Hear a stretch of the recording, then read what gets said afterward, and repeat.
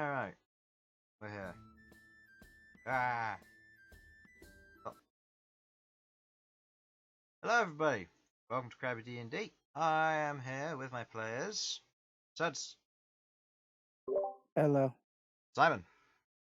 Hello. Jamie. Hello. And Infernal. Hello. Now, Sam has called in short notice, and by short notice I mean, let's see, 1850. So 10 to 7, which is 10 minutes before we usually start. So things have been a bit hectic. So yeah, very short notice on that. And Harlan gave me way ahead of time notice today, saying that he was not feeling too great, so he's not going to be joining for the session. But that is perfectly fine because we have 4 people anyway, and it's not like they're going into a dangerous situation. I have warned them if their characters die, it is not the party's fault. It is their fault for not being here. Yeah. Usual announcements. Thank you to Sasha for the artwork. Thank you to Tabletop Audio for the free audio you provide. Combat maps were made in Dungeon Player Studio. Non-combat maps were made on Incarnate.com. Alright. I have nothing else to prepare for this session. Just you guys talking and so on. So, let the intro begin. As our party of adventurers, Elsyan, Queglod, Sasha, Malcom, Bern, Rook and Bern make their way further through Oromant's Ravine. Finally, they reach their destination. After encountering a strange Anis hag along the way who bargained with the party in exchange for three rooks worth of corpse dust, the party agreed and received a ahead of time reward, a vial of liquid courage. The party, upon returning, may receive a reward depending on how well they do, but before then, they reach the bridge leading across to Darkreap Ruin. The party recognise this and immediately knows what's going on as Elsyan scouts the area out with his spider orb. It goes across the bridge, up over the rampart of the wall, spotting several skeletons before finally reaching the other side. As it looks in, it can see the large Duragar fortress, still mostly intact but otherwise not well kept. A large stone statue in the centre of a courtyard filled with various mushrooms and a greyish grass. Various students and undead just wandering the area of the courtyard. Some smoking, most chatting, before the sound of a bell goes off. As this happens, the students get up and go to wherever it is within inside the fortress. As Elsyan observes over the next 4 hours, students do various things. Some leave the fortress and head out towards the rightmost path upon entering in, returning alongside their teacher with various bodies, freshly raised undead, and crystal. Another lot went to the left from where the party would enter. Heading left, a pair travelled off and were gone for maybe 2 hours or so. Upon returning, they carried silver medals as they walked through, and they returned back into the fortress, both looking very happy. As the party bedded down for the night, using various means to dig into the wall to keep themselves safe, the party is now waking up, or should I say, beginning their first watch. So, who would like to take first watch? I don't mind taking a watch. Okay, so we've got Rook on first watch. I'll take the last two as usual. Take the last 2. Elsyan will assist by taking the first 2. Wait, didn't we already do Okay. this? No, you didn't do this. So Queglod, would you like to take one? I guess I'll move over to the fourth then. And we'll say Sudz if you want to be third. Beng will be second. Unless Sudz particularly wants to be last. I know you know often take last watch, so we can swap if you want. I don't really mind. Cool. Just because it means you can make breakfast. Fair. So, beginning of the watch, Rook and Elsyan, as the 2 of you are on watch. Elsyan. It's wonderful. 10. I'll drink, my voice is... Oh, 15 plus, what is it? Perception. Oh, my Should be a... perception. Oh yeah, did Felipe die? So 16. Is that a thing that happened? Yes, Felipe died. Yeah, Felipe Okay. dies. Felipe's now back. Because you took 4 hours, so you would have had time for a short rest. Oh, cool. Can I make a roll for him then as well? Yes, go ahead. –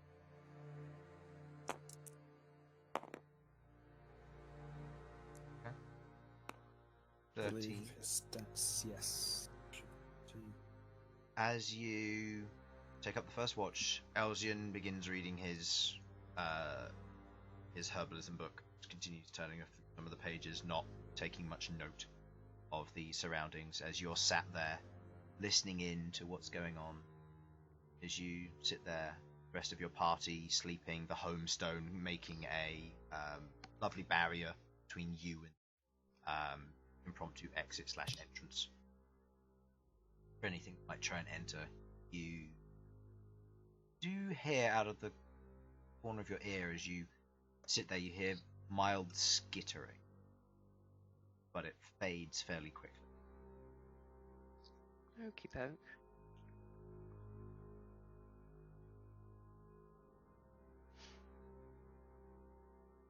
Excellent. Your watch comes to a close. Nothing special has happened. Fang and Elsyan. Jim's reading his book, so I'm going to roll him with disadvantage. And Did Philippe roll? Felipe already rolled. Felipe's roll counts for the whole thing. Alright. And Fang. 4. As the two of them stay on watch, seems to happen. Bern and Queglod. Go ahead and give me rolls.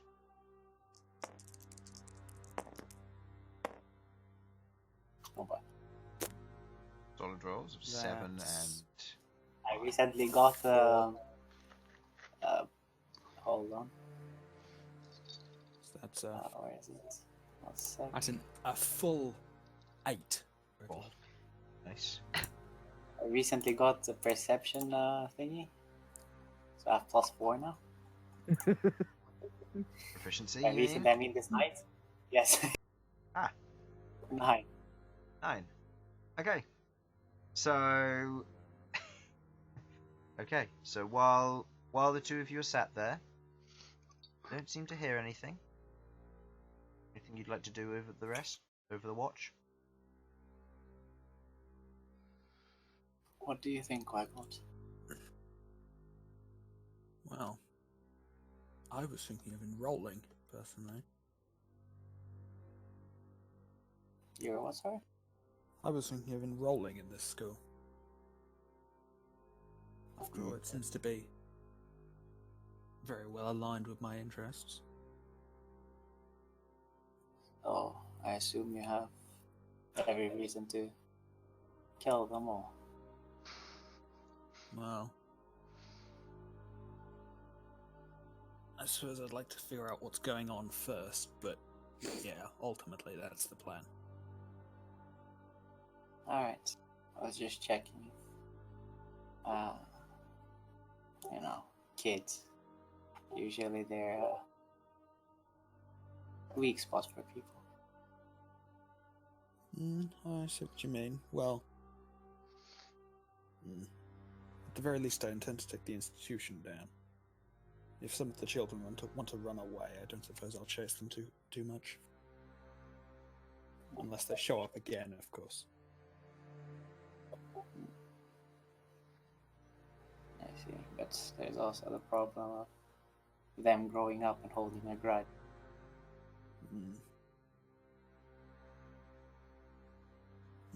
I think it might be fair to offer them at least a chance to make the correct decisions, but yes, if they become a problem, then they will have to be dealt with. Alright. I just wanted to check that with you. That's fair. But I'd like to figure out how an institution like this came to be. That is very interesting, yes. If anyone set up something like this, they probably won't be easy to deal with. As well, if this place is isolated, that's one thing, but these students must have come from somewhere. That is also true. If there's a wider network of things going on, then I'd quite like to figure out what's at the bottom of all of this. There is someone teaching them to be necromancers. It's probably someone very skilled. Most Yeah. likely. Alright. Well, we should be prepared for anything. Indeed. What was that laugh? Who was that? That was Sudz. Mm. Not realizing he didn't have his mic. Who was that? Did you hear that, Queglod? Second attack. Wake everyone up. Oh god. Sinister laugh came out of nowhere. To be honest, sinister laughs out of nowhere probably ought to be expected in a place like True that. Alright. Okay.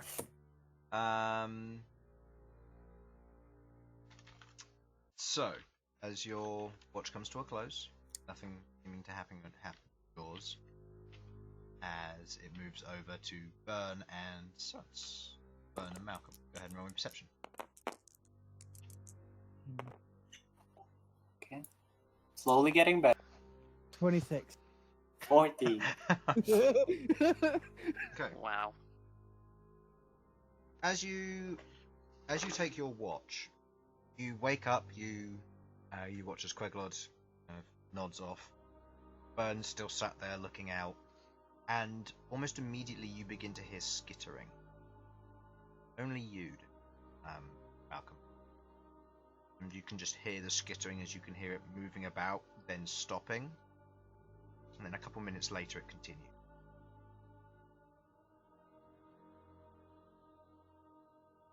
Like, is it coming from multiple sources? It's coming from the same direction, which is outside the opening. Not necessarily directly outside, but somewhere outside. You can probably gather a little bit more to the right along the path somewhere. But it's skittering from either one source stopping and starting, or several sources stopping and starting. It's hard to tell. I guess I send Featherwing out to see what he can see, since he can be invisible. Okay. Have Featherwing roll me a stealth check.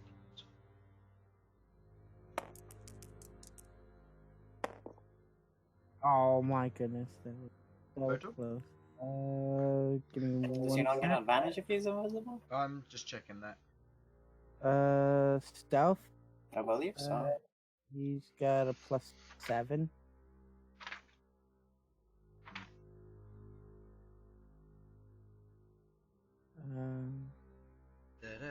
Right, book would help. I mean, it's unseen. It's an unseen individual, so it would make sense to gain advantage. But I am just double checking just to see if there's anything special for invisibility to take. It says as a bonus action, the dragon can turn magic. Can Target's magically class turn. is heavily obscured and can be detected by any noise it makes and/or tracks it leaves. Due to the nature of what is currently making the skittering noise, it does not have advantage. So that is a what total? 11. 4 plus 7. Yep. Okay. As Featherwing flies outside, trying to glide as best possible, Featherwing sees, or Featherwing goes outside, and immediately the skittering stops as Featherwing leaves the opening. Roll a perception check for Featherwing for me, please.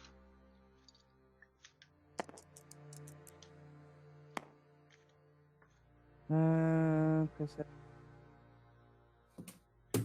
10. 10. As Featherwing looks about, Featherwing can't seem to see where the skittering's coming from.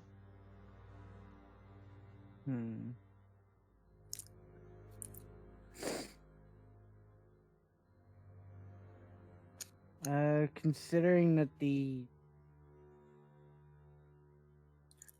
skittering had stopped, I'm gonna have Feathering kind of like land and just wait.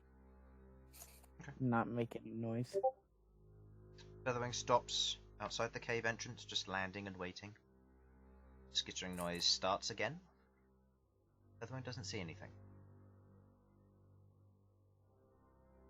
Oh well. Just have Feathering come back then. Featherwing flies back in.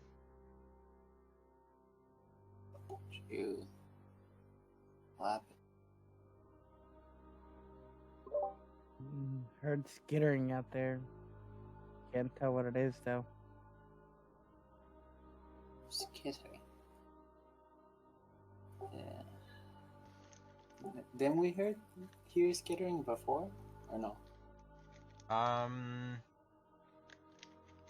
You didn't, Rook did. Just for the record, Rook would have told the people after Yeah. me. So Rook heard the skittering. This night or another one? Tonight, yes. So this night. Yes. They've been here for a while.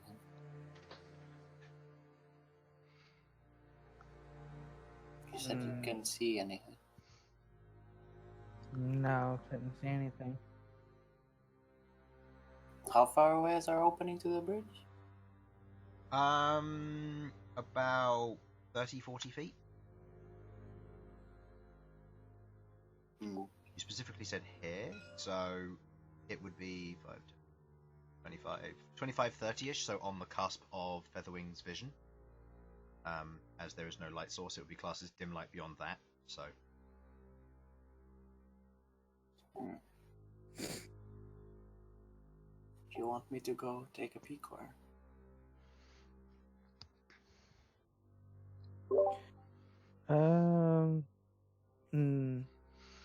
I wouldn't while everybody's asleep.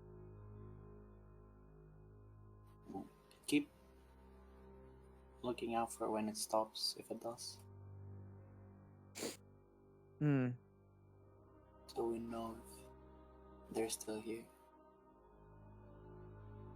Will do. And I'll just keep listening for when it stops. So, you were just listening for when it stops? Yeah. When it stops or till somebody wakes up. Okay. It proceeds to start and stop several times throughout your watch. The skittering at some points becomes louder and much more fast-paced or quicker. There are also several times where it gets quieter and the skittering is more sparse and spaced out. It is a wide variety of skittering. You're not entirely sure what might be causing such a thing. And throughout the watch, Featherwing doesn't see anything, and you don't see anything outside the cave entrance either. It'll be at this point that the party wakes up. Is the skittering still going on? Make me a perception check.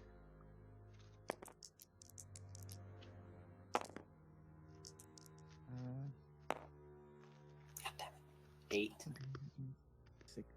16. 16. As the rest of your party begins to wake, you can hear the skittering getting further and further away, and then stops.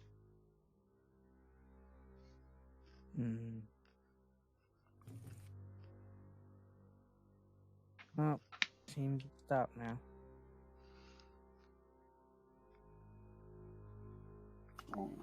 And it was probably watching us. Sorry, what was watching us? Apparently there was some skittering last night. Malcom said it got closer and further away a couple of times. As soon as you woke up, they all left. Okay. Yeah, some sort of scout sounds the most reasonable then. So what's the plan? Are we just blitzing in, or? Well, I guess they know we're already here if we've been scouted out. Whether it's to do with them or not, in the school, there's that to be seen. How are we going to approach this? I mean, I will personally tell you I'm not too comfortable with fighting kids. I'm sure they'll make it easier for you. If they try to kill you, will you fight them? I will, but I don't want to be the first to aggravate an attack. I'll attack out of defense, or if they start harming you lot, but I would rather not fight them. I mean, they are kids. We don't understand what's influencing their decision, or if they're even fully there on their own accord. I mean, how did kids even get down here? Points to door.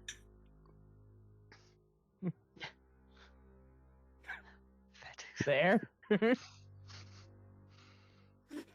Well, What Okay. door? Well, it's not a door. It's more of just the dead end, top of the steps.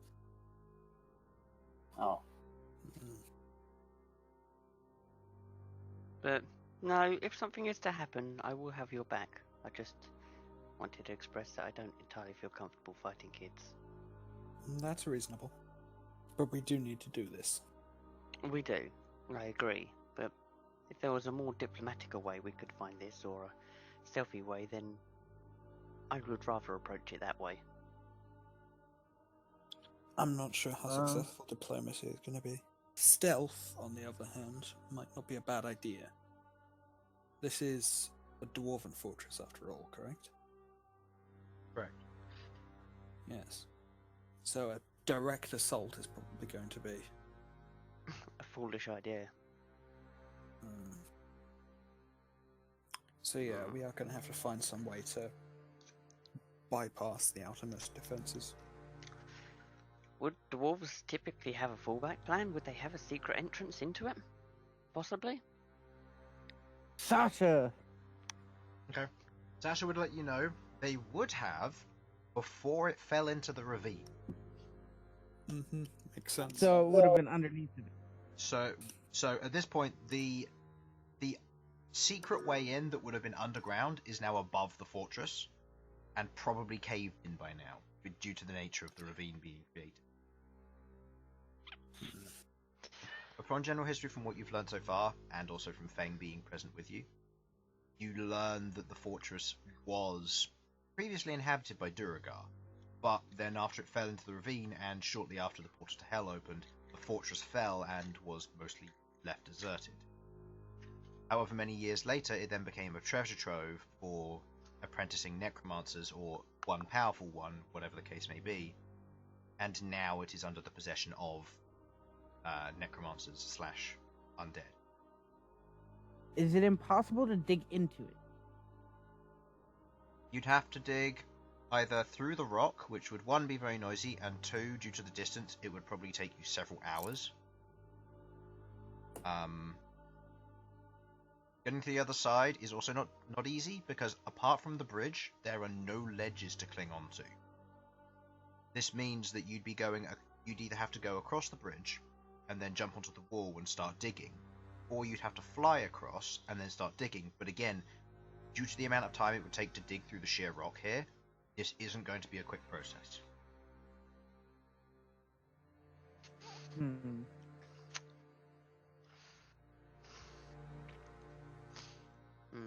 This is could be a challenge.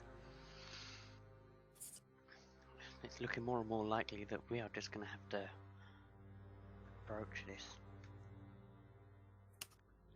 Diplomacy's going to not do too well, apparently. Maybe. I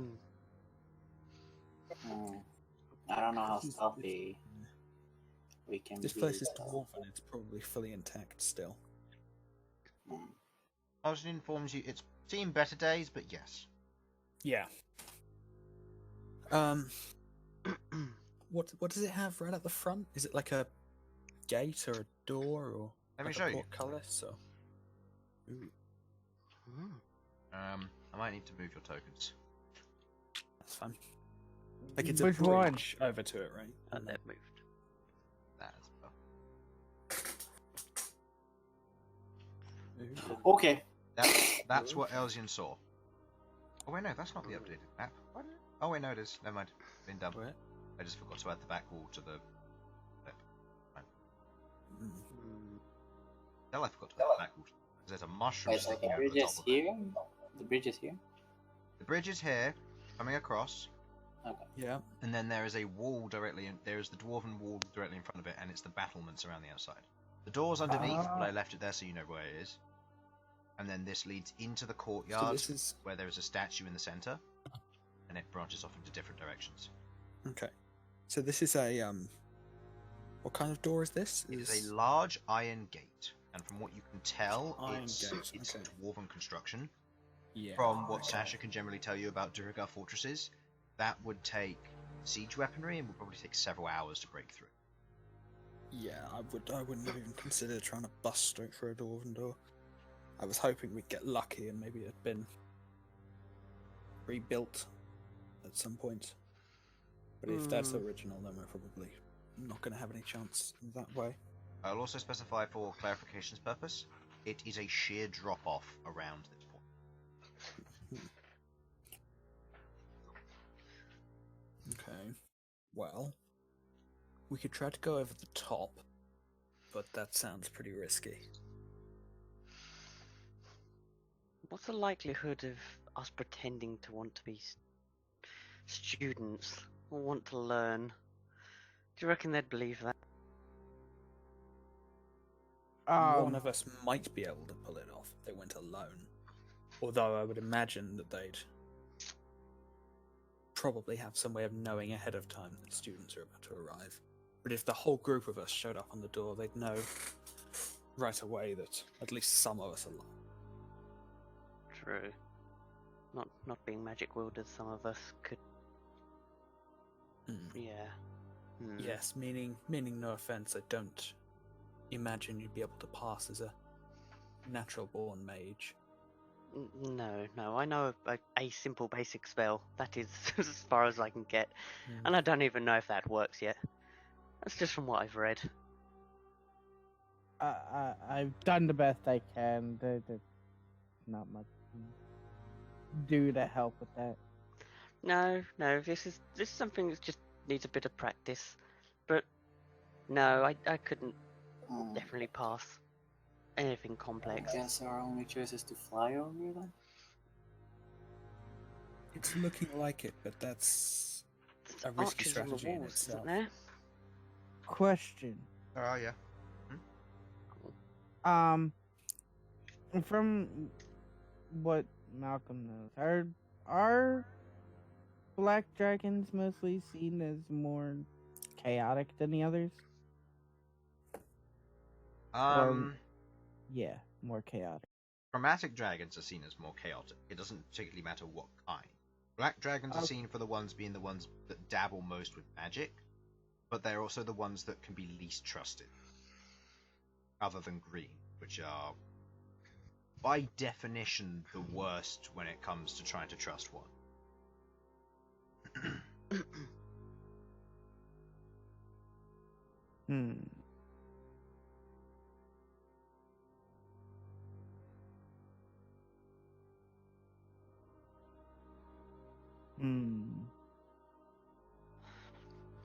I can only go with then flying over and just try and be stealthy. Do we know what the rotation of the guards are? Looking at Elsyan, obviously having watched. He can tell you that the guards don't rotate. They are skeleton archers. They need They not just sleep, there forever. eat, breathe, or anything. They exist and they will shoot anything that eventually comes within range and might be a threat. Okay, brilliant.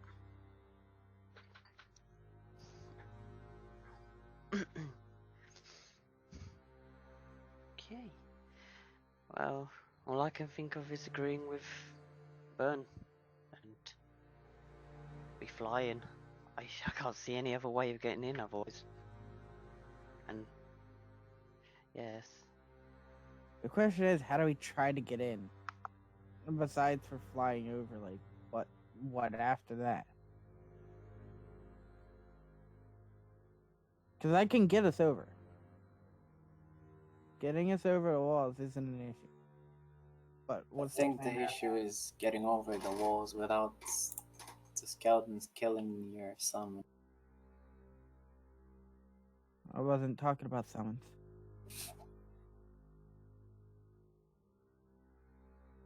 What do you mean then? I picked up a new spell that can help flying. That can help us get in or over the wall. But that's why I want to know what's the plan after we get over the wall.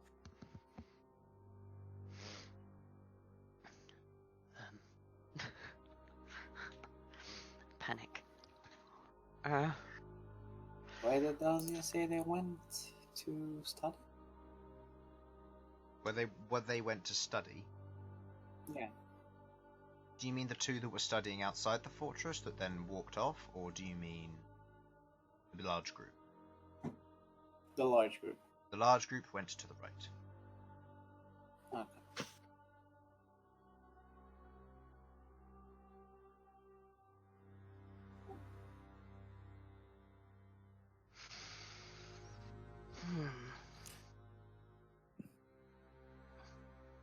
Artie sits there in contemplation. I know. I'm I really just don't waiting know for what- an answer. I really don't know what to If you guys suggest. come to a decision before I return, then I will consent to it. Personally, this could sound absolutely insane, but what about a night assault? Like, most of the students are in bed. We have an easier chance of slipping through. But The skeletons vision aren't can gonna be- go to sleep. no, they aren't, but at least if the students have gone to sleep, if we can get past the skeletons, we might have an easier time.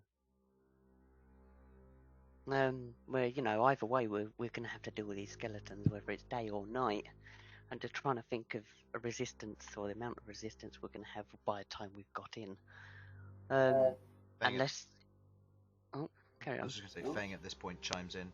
The problem with the night assault is, if we're to go in at night, we've got to wait another, 16 hours. With that, we don't know if anything might come along this passageway. We've only been here a short while and we slept part of it. That's a good point. If we stuck around, things could get bad, but, I mean, we don't have the homestone, we still have the cave, so we'd have it'd be a defensive position with no way out. That'd be the problem. Okay, how... I feel we're gonna... As much as I don't agree with this, I think we're just gonna have to go in there and see if we can negotiate or talk. Even if they try and, I don't know, take a teacher hostage or something. I mean, they're still kids, and they'll be looking up to their teachers. I don't know. I don't know what to say, but I'd rather not fight them. But if we have to, I feel we might have to. I feel very conflicted about this. But we need to do this. So... my only idea is to either try and negotiate, or try and see a leader, or ask for a leader or a teacher. And if we have to do battle, at least do it with one of them and take them hostage. Or ambush a group as they leave somewhere. See if we can get some information in regards to secret entrances or other ways in that we might not know about. That could work. Elsyan at this point goes, I can always send in another spider. It'll allow me to see what's going to be ahead. I can always send another one in. If it gets caught, then we're in a difficult situation as well, as they might know we're coming. But also, if we were going to capture a group, they'd still be behind the wall. Yes. And that's still one hurdle we need to cross. Speaking of, Malcom, you brought up about a way to get in. Mind sharing with us what that method might actually be? I have picked up a spell called Windwalk. Back. Welcome back. Does anybody know what Windwalk is? No. Not off the top of my Out of head. character, yes. No I idea. No. Actually, can I learn one walk? Let me check. No, druids can learn. That's it. No. Fairly sure. It's a spell that'll turn us into clouds, basically. That's quite useful. And we can go over. Actually, hold up. How strong is the wind here? I remember the wind being pretty strong. The wind is strong going through the ravine. If you want miles per hour, I'll have to look it up. Please. Okay. So I am looking for.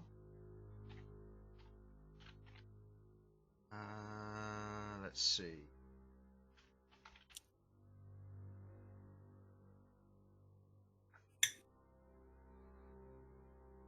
Ah, great. Can't access that. Alright, next. Let's try this one.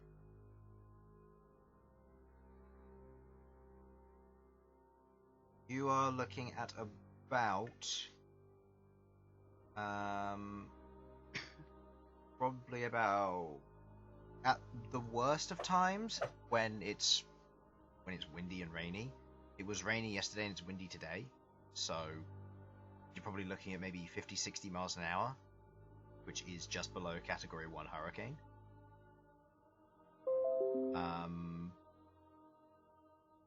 Otherwise, on a good day, if it were to be sunny and clear, which you can't tell from down here, then it would probably go down to 30 miles an hour.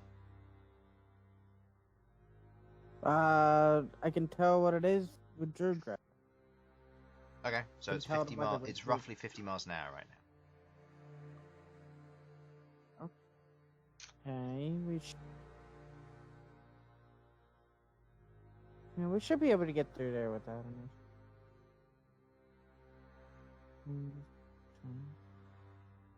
I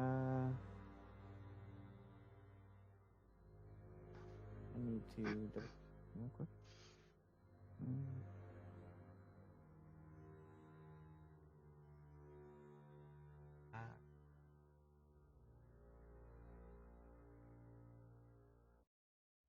So, anything?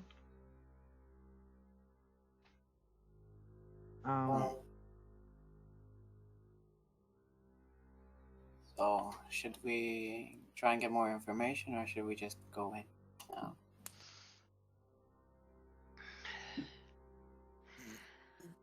The prospect of having to fight our way through the entire place is not.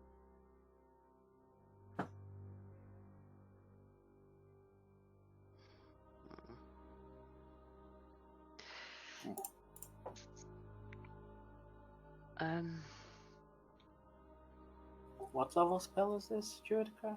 Or this? Windwalk? Windwalk. 6. Yeah. He only has one slot, so. I'm not certain how much I'm supposed to know about this in character, but out of character, I know there is one big problem with Windwalk, which is that it takes a minute to turn back. Correct. So if we were going to, we could potentially still use that, but we'd have to do it stealthily. But as a cloud, you are not able to take the hide action, which means you'd be making checks with disadvantage. Mm-hmm. And while this is going on, yes, you could have concentrations up, but if you're traveling at speed, there is a high chance that you will be separated. And if you travel too slowly, the wind will pick you up.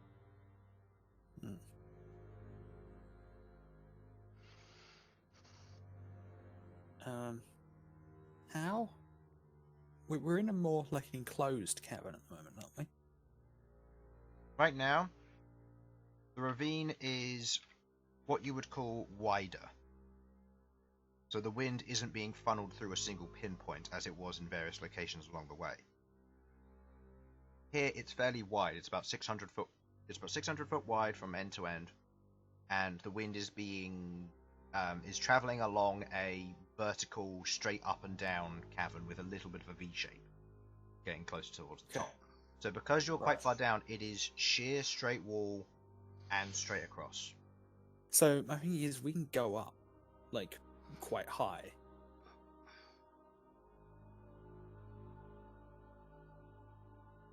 couldn't we? Yeah. So we then have the potential to go up potentially beyond the range of at least easy sight for the guards, and then sort of drop down into the inside. Just to clarify, because you haven't actually seen it yet, Mm-hmm.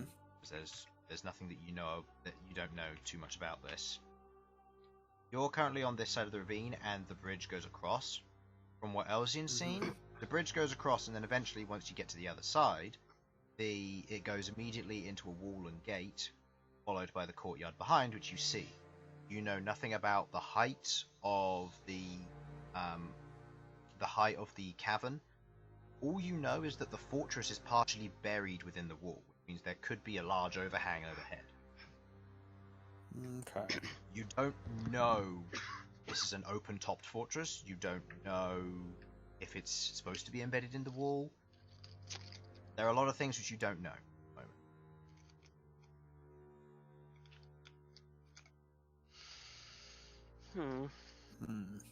It's up to you how you want to proceed with this. I'd definitely say let's try and get some more information then. Yeah. Should we try and...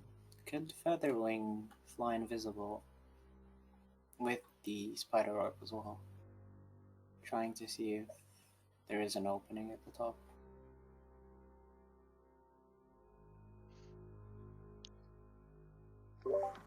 Is the spider orb classed as equipment? Spider orb, not really. Or no. is it technically classed as something being carried? Yes. Okay, so it would go invisible as well.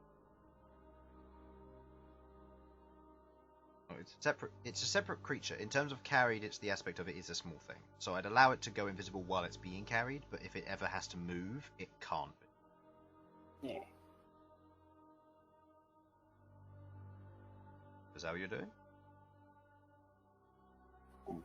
This you can talk to him telepathically, correct? Up to 100. Well, Or does he need to come back?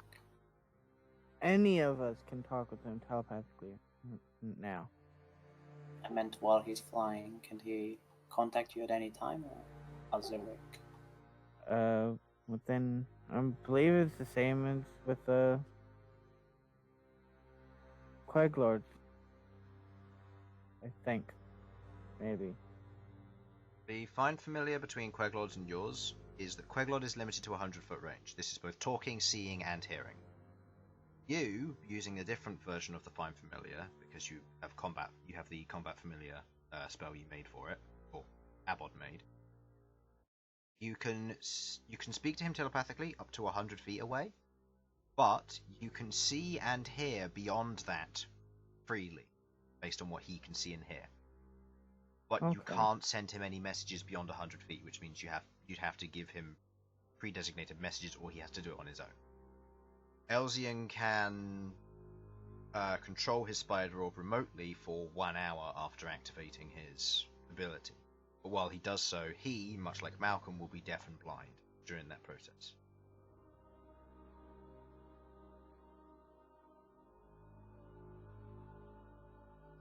You.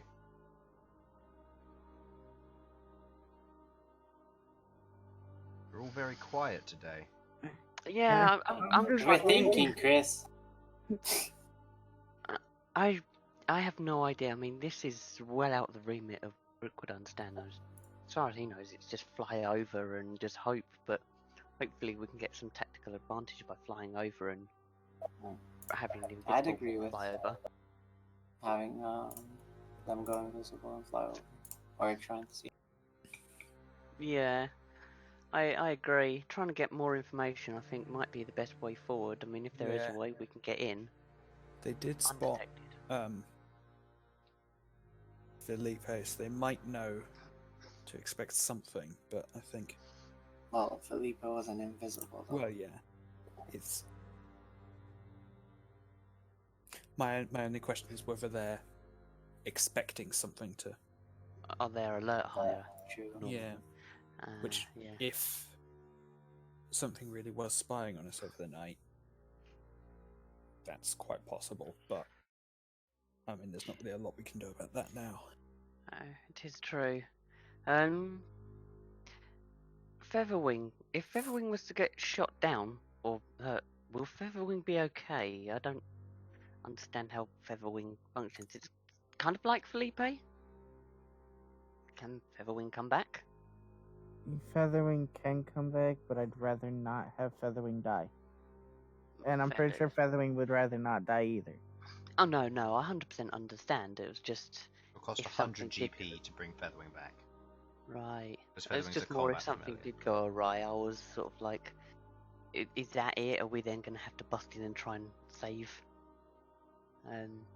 Yeah, I understand under any circumstances you don't want to lose your companion. Okay. All I can think of is, yeah, agree and just see if we can get some more information. Get some form of tactical advantage or just some insight as to what's going on. We've seen the courtyard, and that's pretty much it.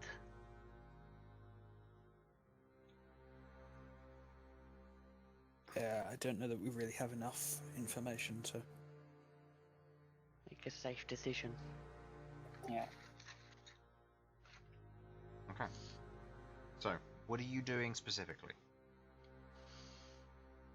Sending Featherwing invisible with the orb. Elsyan focuses on the spider orb. As the spider orb is picked up by Featherwing, Featherwing begins to fly up. How high up?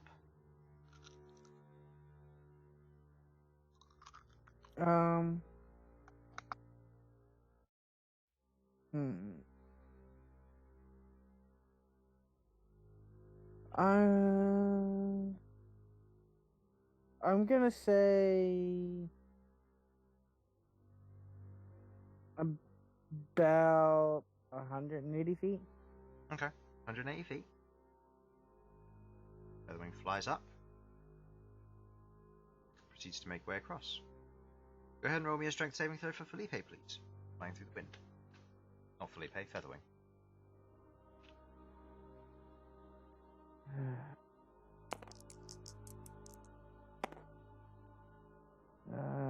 Strength saving throw for Featherwing.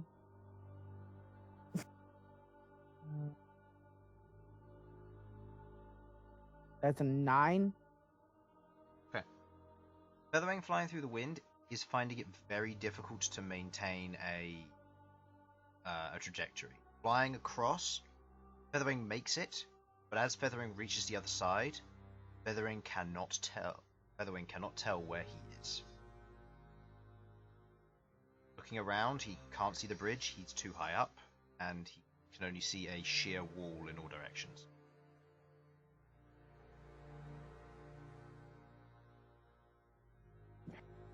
I guess I'll just fly back down then. Not enough to where you can be able to see the wall. Okay. Roll me a survival check.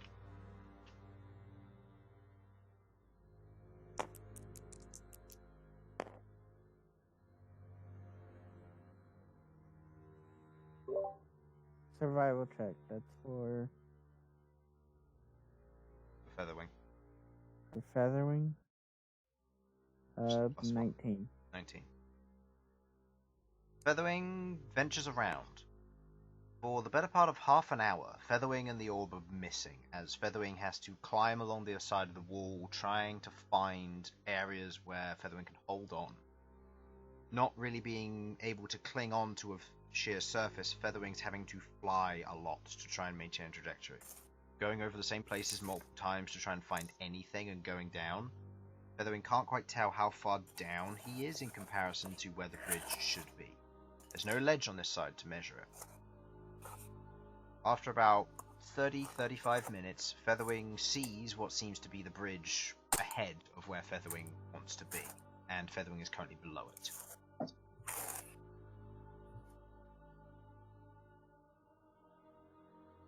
Featherwing flies towards it, using the edge of the rock as cover.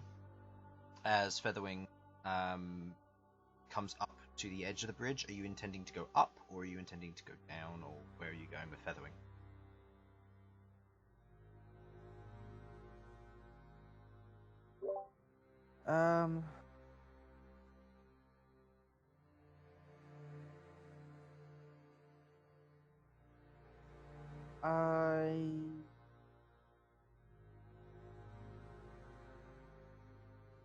I would like to Actually. get.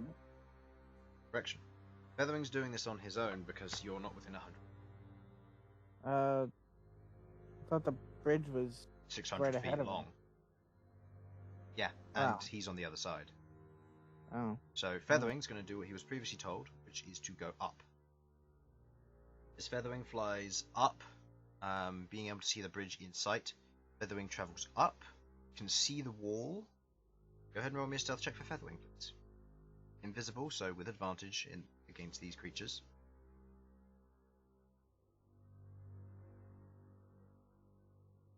Alright, I'll roll.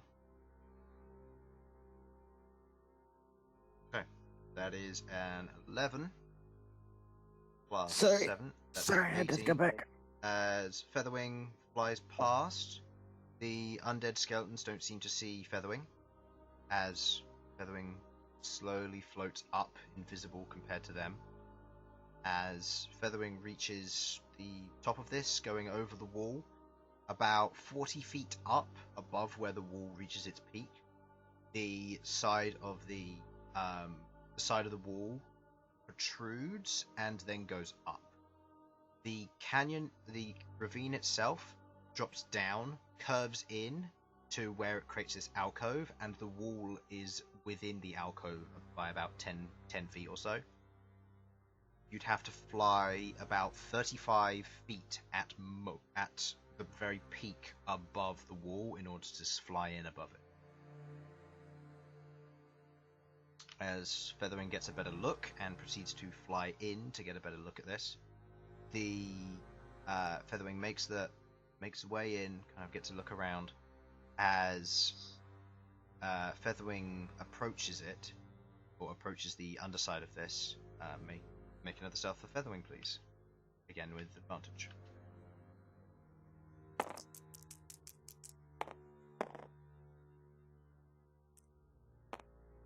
It's 14. As Featherwing makes her way through with the spider orb being carried, the spider orb getting a look around, Featherwing flies underneath what looks to be a hole in the ceiling. As Featherwing is currently there, the spider orb and Featherwing look up and see what looks to be the base of a large metal cage. Large metal cage being about medium size, could fit a human in there. Flat on the bottom in a cylindrical fashion with a slight curvature at the top. And out one side you can see a skeletal arm just slightly hanging out of the side of it. This is hanging from the ceiling.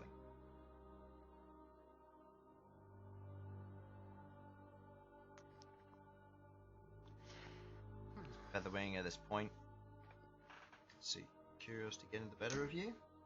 As Featherwing flies up to get a look, Featherwing flies up a little ways. You can see that the skeleton inside just seems to be sat there slumped over, not really much to it. There are several tiny nicks across its form, and Featherwing immediately disappears and darts down. Roll me a perception check using your perception to see if you saw what Featherwing saw. Does the spider orb get to roll though?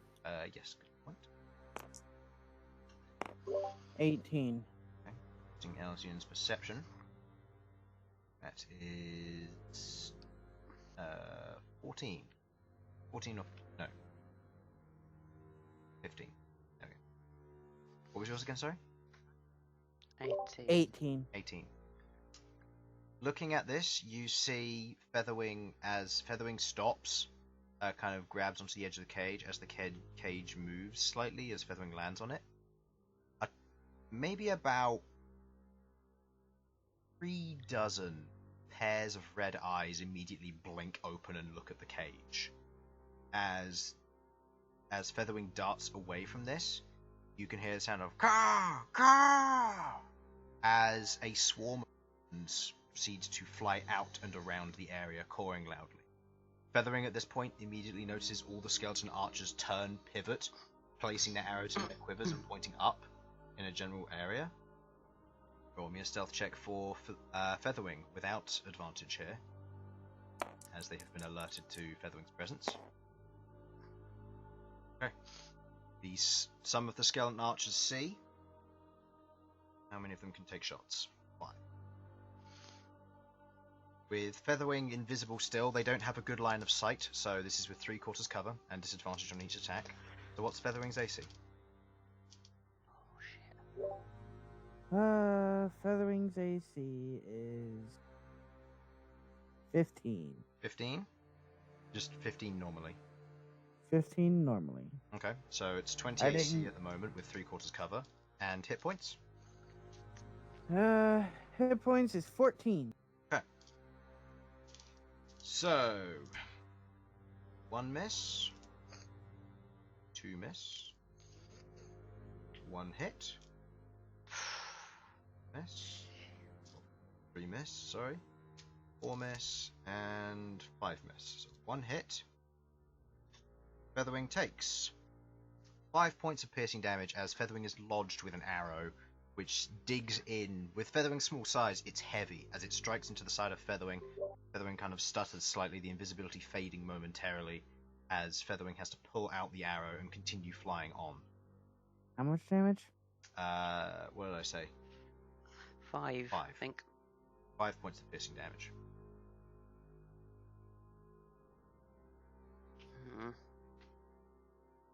Featherwing flies back, injured, and rather disgruntled, as you can hear the sound of several,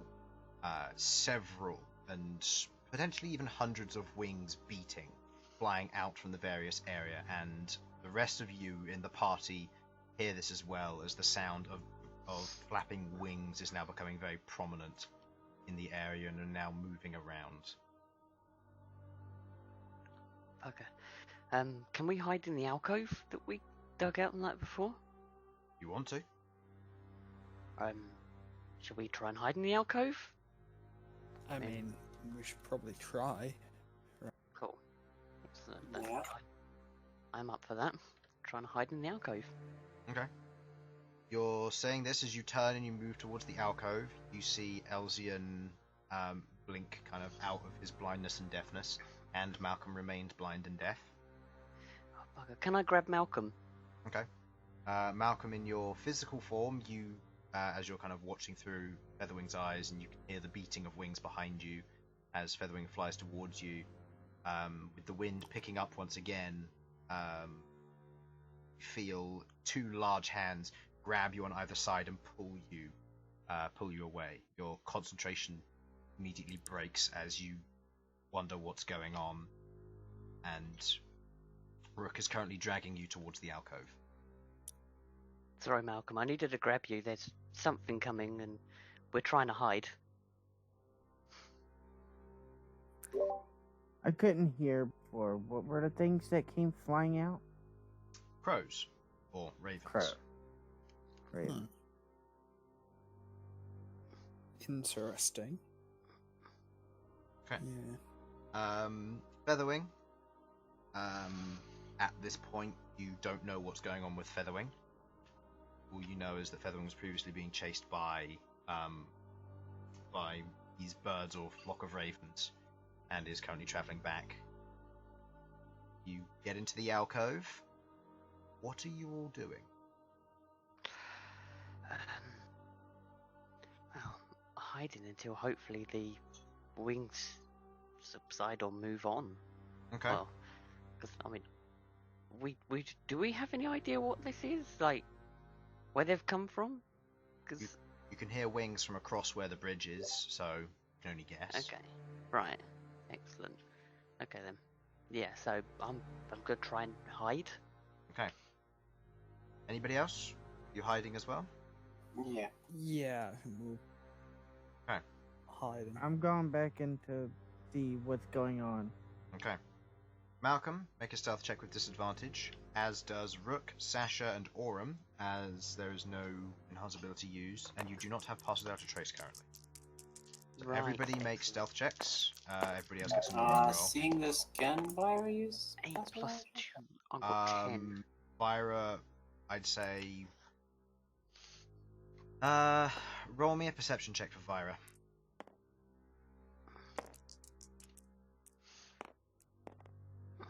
Okay, well. No. Okay, that's Wow, a my natural, rolls are shocking. That's a natural one from Sasha. Elsyan's okay. I got 10 total.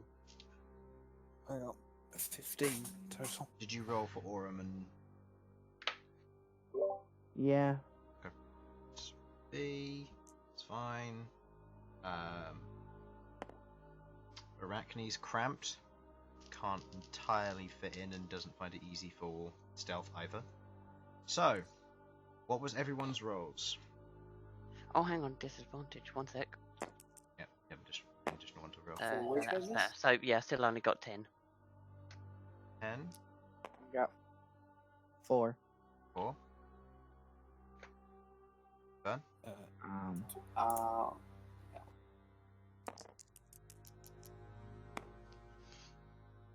is this stealth? Yes. 80. 80. Arm got a 6. 15. 15. Okay. Nash's natural 1. For the rest. Sasha. As the party all squeezes into the small place where you laid down for rest, the armor clanking, sound of you all moving and rushing into the hole. Featherwing flies to the other side and lands as the sound of the beating wings and the cawing gets much more pronounced and prominent in that very instant. As that happens, you hear the sound of these ravens or crows moving around as several of them pass by the door, several of the eyes looking directly at you, and moving around in the distinct area here. You hear further movement, further flying, and they're gone.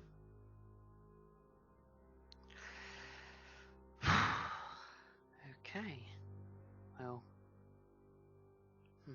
Okay, I'm gonna head out, but try and do it stealthily and looking to make sure that there's nothing out there while trying to do that. Okay. So I'm Make probably me- not the best person to do this, am I? Make me a Yeah. stealth So I check. want to go out and check. Make me a stealth check with disadvantage, followed by a perception check, please. Oh shit! I committed. What? Stealth check with disadvantage. That's 6 plus 2. So that's 8. 8. Followed And by a what? perception check. Perception. Oh god, that's crap too. Oh fucking hell, 2. Well, Natural 1, so that's Minus -5, so that's a 4. -3. 4. You still have your +1 Alright, perception yeah, though, don't you? yeah. Yes, Yeah, -3. I do. You take a step outside, flanking of your armor, you look around, you turn back to the party and you shout all clear. Oh, I was the Nice, worst stealthy. person to do this. The rest of you watch, anxiously waiting for Rook to be attacked. He's not. Good. Do, however, hear the sound of more beating wings as several of the landed ravens now fly, very much notified of your presence. No, bugger. Well, Well, that's the element of surprise well and truly lost then. Okay. This is fine. We'll just have to modify our plan.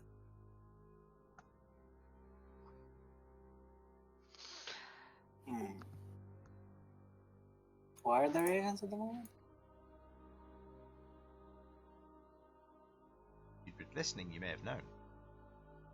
Did anyone, while you were talking to Malcolm and Elsyan, did you see if you'd be able to open a gate from the inside? I know it sounds a bit weird, but From what Feathering saw, being close to the top, didn't get a bead on the gate, and Elsyan hasn't looked at the gate either. okay. You can try to send his spider orb across now, but it's probably not going to be as successful as it was yesterday. No. The reason I was asking is because if the birds are fully aware I'm here, then if I approached getting their attention, might give you lot the opportunity to get in and... Yeah, but Yeah. the problem is, just yelled out all clear, so that means that they know that there are others with you. True. There's a couple of other problems as well. Getting their attention presumably entails getting shot at. And that's like 600 foot of bridge to cross. Yeah, okay. That's a All lot right. of opportunity to get hit by arrows. And I know fall that for you're bridge. pretty well armoured, but Oh. It's looking more and more likely we are just gonna full on assault this place, aren't we? Great. Okay.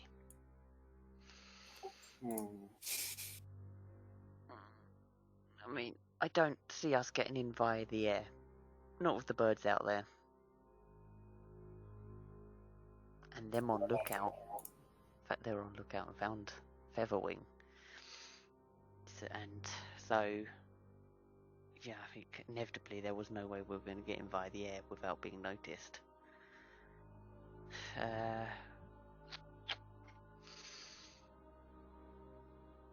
Oh, I don't know.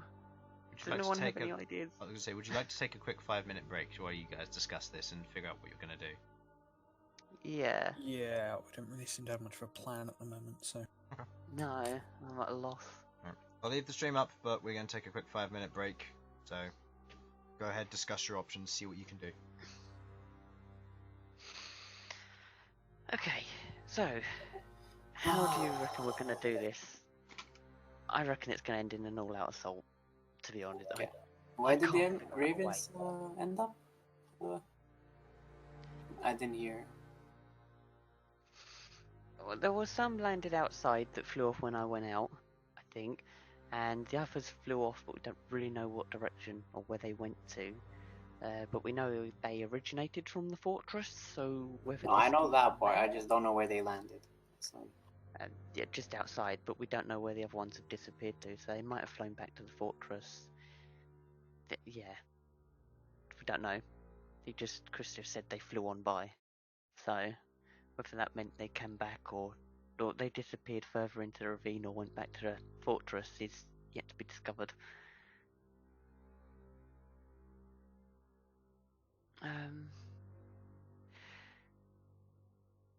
Yeah, I don't really know how to assault this. I mean, I don't have any fine trickery or wizardry or anything like that. All I can do personally is just be a Minotaur and charge here like a nutter. But you know, that's not going to work too well. So yeah, if anyone Not has while any we're ideas... outside the gate, at least. No. Ultimate problem appears to be this gate. Well, we're still in the ravine, which makes certain kinds of magic weird. It's true. Which would seem to be a bit of an odd place to build a magic school, but maybe they've got some way of Neutralizing the effects, maybe? dealing with that. Yeah. Or maybe it's they just teach them how to counteract the effect, which I suppose would make it a really good place to build a school, because where else could you learn that sort of thing? True. But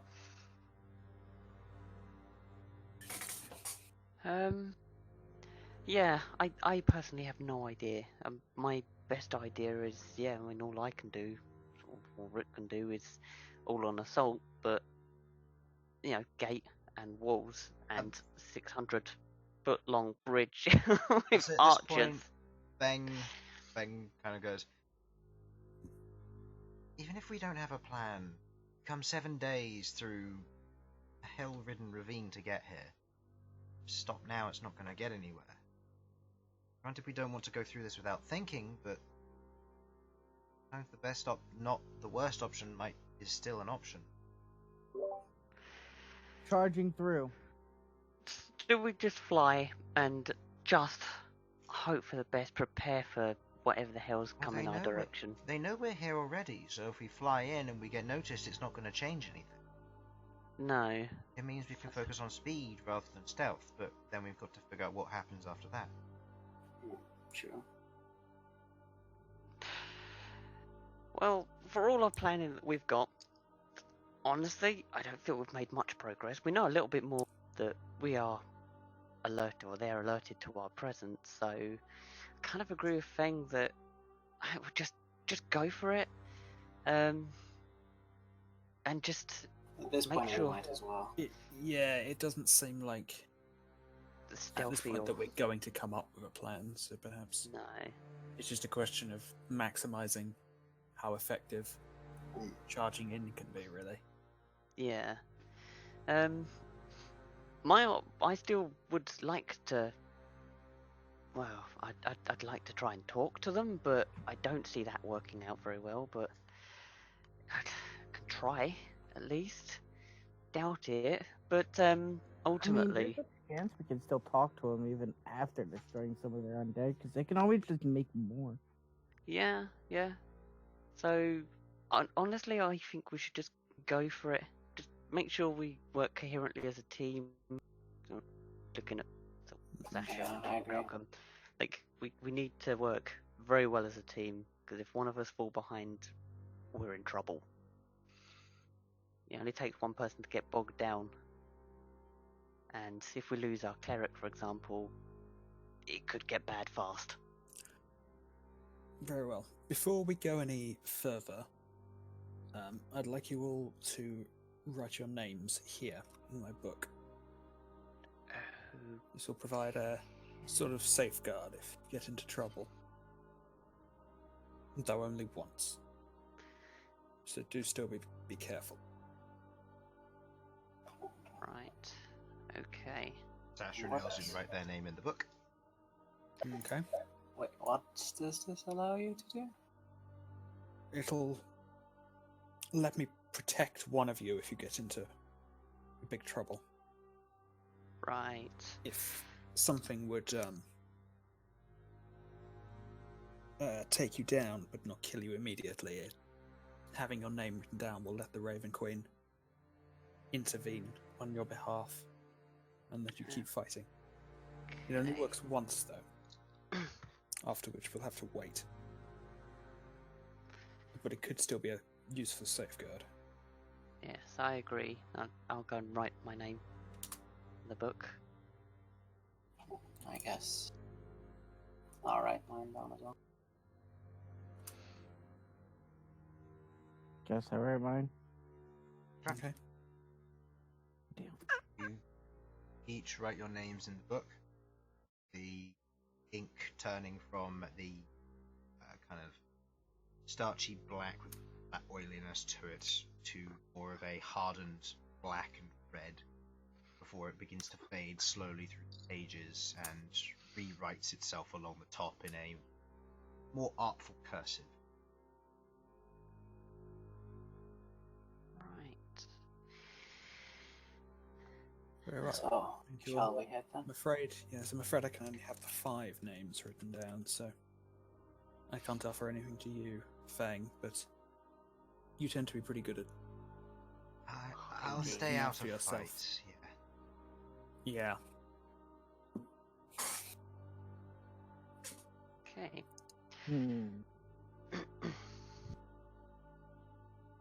Kind of.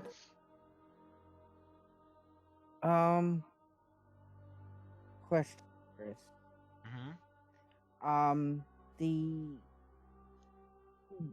Me using a spell slot to turn into like a dragon or something. Yeah. It's not a concentration, right? No, it counts as a wild shape. Okay. I was just making sure because somebody would have to not be affected by the windwalk here. And I Windwalk was isn't trying to concentration do that anyway. too. It's not? No, Oh it yeah, just, that's right. it just lasts 8 hours. The only issue is turning in to and from clouds. Yeah, we'd be incapacitated for a minute inside there.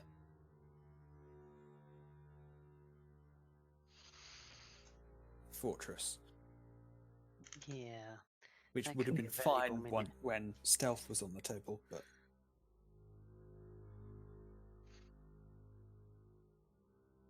So if we're not using Windwalk, then how are we going in?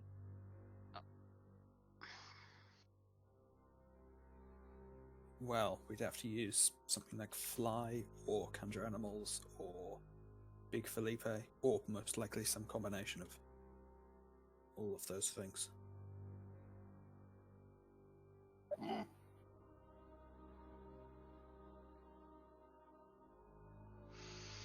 That would use up a lot more resources though than one spell slot, but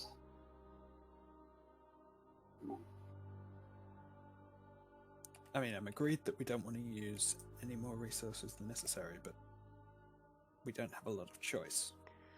No, no. I think. Can they attack us while we're turning back? Yes. Alright, no, we don't. They can hit you while you're a cloud. Yeah. Oh, okay. Yeah. There's nothing to stop them from just going. Yeah, you're just going to be hit by this attack, and there's nothing you can do about it.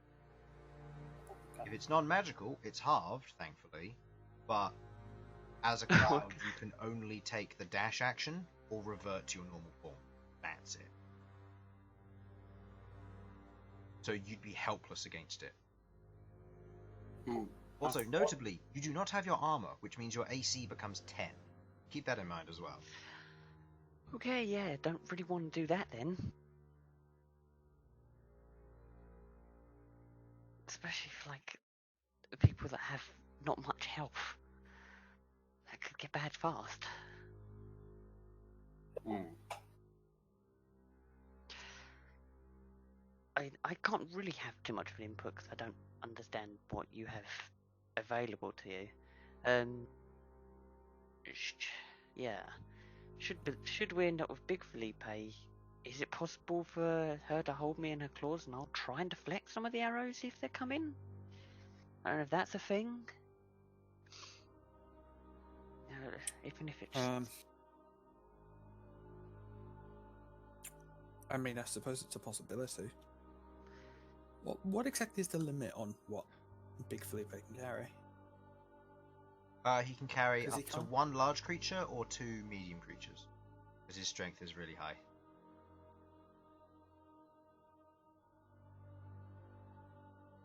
Oh. Just because I he thought he has could carry 2 more. claws. He can carry creatures on his back as well, up to... Right, yeah, okay. Yeah, that's what He can then carry two- overall. Sorry, that's what I meant. Yeah, he can carry 2 medium creatures on his back, and each medium creature counts for 2 small as well. So you're a small, so Okay. you can carry 2 small, 1 medium, or 4 small, and you can carry 2 medium creatures or 1 large creature in his. Okay. Well, I'm happy to And go in the that's- claws and try and deflect That would arrows. be without hindering his movement. If there becomes any more people are going to start having to make dex checks if Felipe has to do anything to utilize AC, dexterity saving throw, anything like that. Okay. So we could do...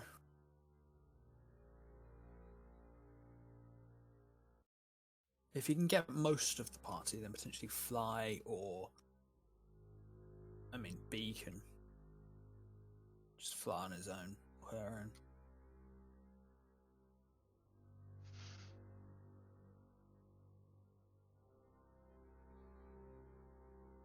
So.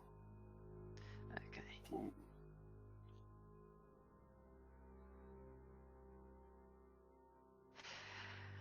So What's the plan, Fifth guys? level. who's gonna be getting carried by Felipe? I will go in the claws and look at Sasha. Sasha, do you reckon you could shield some arrows, possibly? I could try, but I'm just I don't trying know to how think that of... would work being carried. Okay. I could try bat some of the arrows out of the way with my weapon. Right. Then me and Sasha possibly go in the claws. We're both medium, I believe. Or Sasha's small. Oh, Sasha's weight a pro maker or medium at least. So who's going to be riding on the back of Felipe and who's going in via other means? Now, is there a thing we can do to set up? Presumably, I'd be riding Felipe. Ah, excellent. Okay, so that would be I'd probably. Sasha and me would be riding Okay. in the claws. That. So what's the remaining capacity of Felipe now? One medium creature and one small creature. Okay. That doesn't actually work out, does it? Because we've not got any other small creatures. Isn't Fang small? Or is he medium? he's I'll medium. say Feng can count as small because he's an NPC, and just because of that reason. So if you wanted to have Feng and somebody else, Okay. So we could I have- guess I'll get on then. you'll get up there. Who do we have? And that leaves. Queglod, Well, this is the rest of your party, so So that I'm leaves just looking who. Elsyan and Malcom and his companions. Which I can take care of fine. I guess I can And- take care of myself. And I can take care of Sam as well. Oh, you can take Guess I care can take care of myself. Yeah. Okay. of yeah, and then I can use conjure animals to get Orem and Rekner. Be You conjure. careful with conjure animals because if they kill the things they're carrying, you're just gonna. I have no choice. I have nothing to do. I have no other way of doing this. I have no choice but to use conjure animals. what do you conjure? You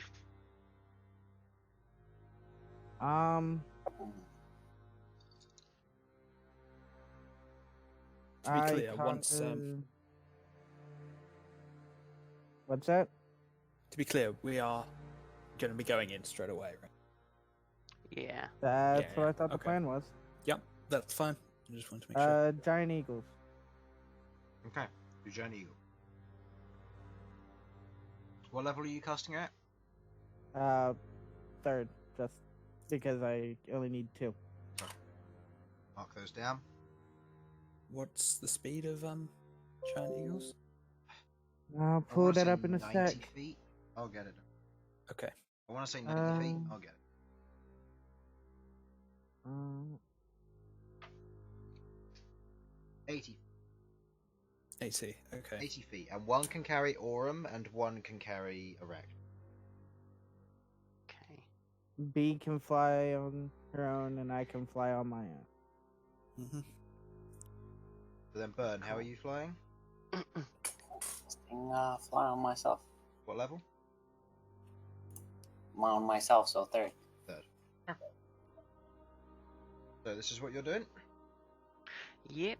I I'm should gonna really have- get a flying eagle or something token. I really need that. You know Yes, what? the one that I've been using the most. You know what? Let's that just we have- use what I have ready. These are your giant eagles for now. What are my giant eagles? They're the. Oh, they're no. the Oh, giant mosquitoes. alright. I love We them. got mosquitoes. You haven't. We got mosquitoes, guys. Okay, so I making your have way tamed over. them. You're flying. You're flying. You're flying. Yep. Yeah. If we've no need of stealth, we may as well be dashing. Yeah. Yep. Although, Felipe will probably not go at full pelt to avoid getting too far ahead of you guys. Okay, so you're concentrating. You're concentrating. You're not. Is there anything else you wish to do before you leave? No, I'll be using the full 15-foot range of my axe to try and deflect some arrows. Okay. And Sasha will be using her shield to deflect any arrows that might come. Mm-hmm. Yeah. Okay. So. Yeah, Felipe's going to try to maneuver himself so that they get a chance to block anything before it hits him. Okay. Brilliant. How high up are you going to go when you proceed to start your?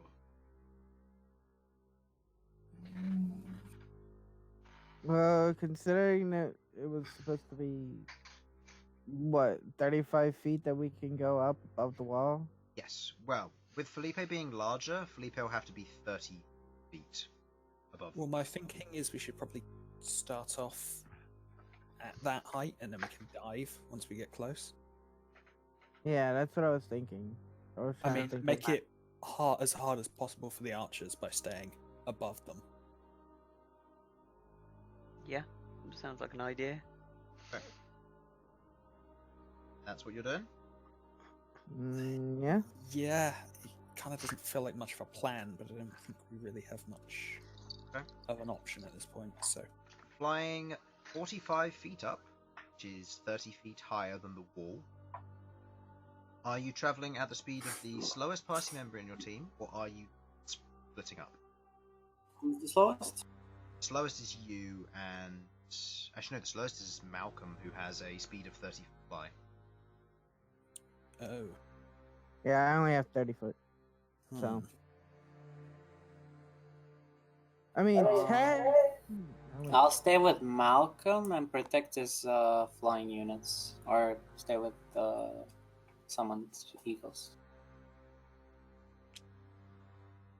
Okay. You're going to work on protecting them. Okay, so this is going to take longer than I yeah. initially thought. That's Yeah, there's not really a lot we can do about that. I mean, only because Felipe is quite a bit faster, there's the possibility for us to wait until they get a bit closer and then try and zoom in. But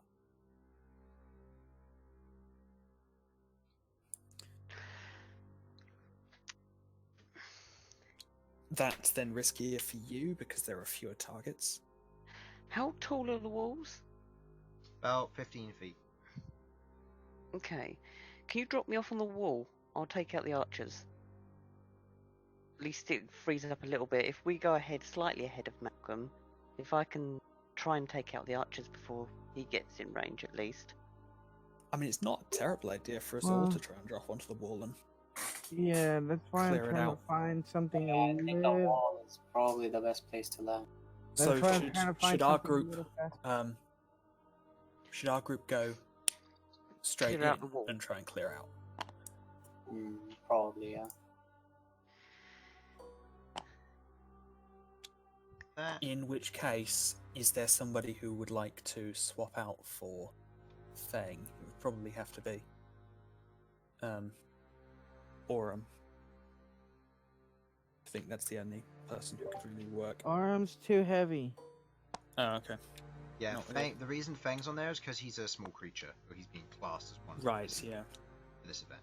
Fair enough. There's not really a lot of No. choice here then. No, Okay, it's that's not. fine. Fang will just have to Where- look after himself. Are the dang dragon? Okay. Crystal. What's your speed? Okay.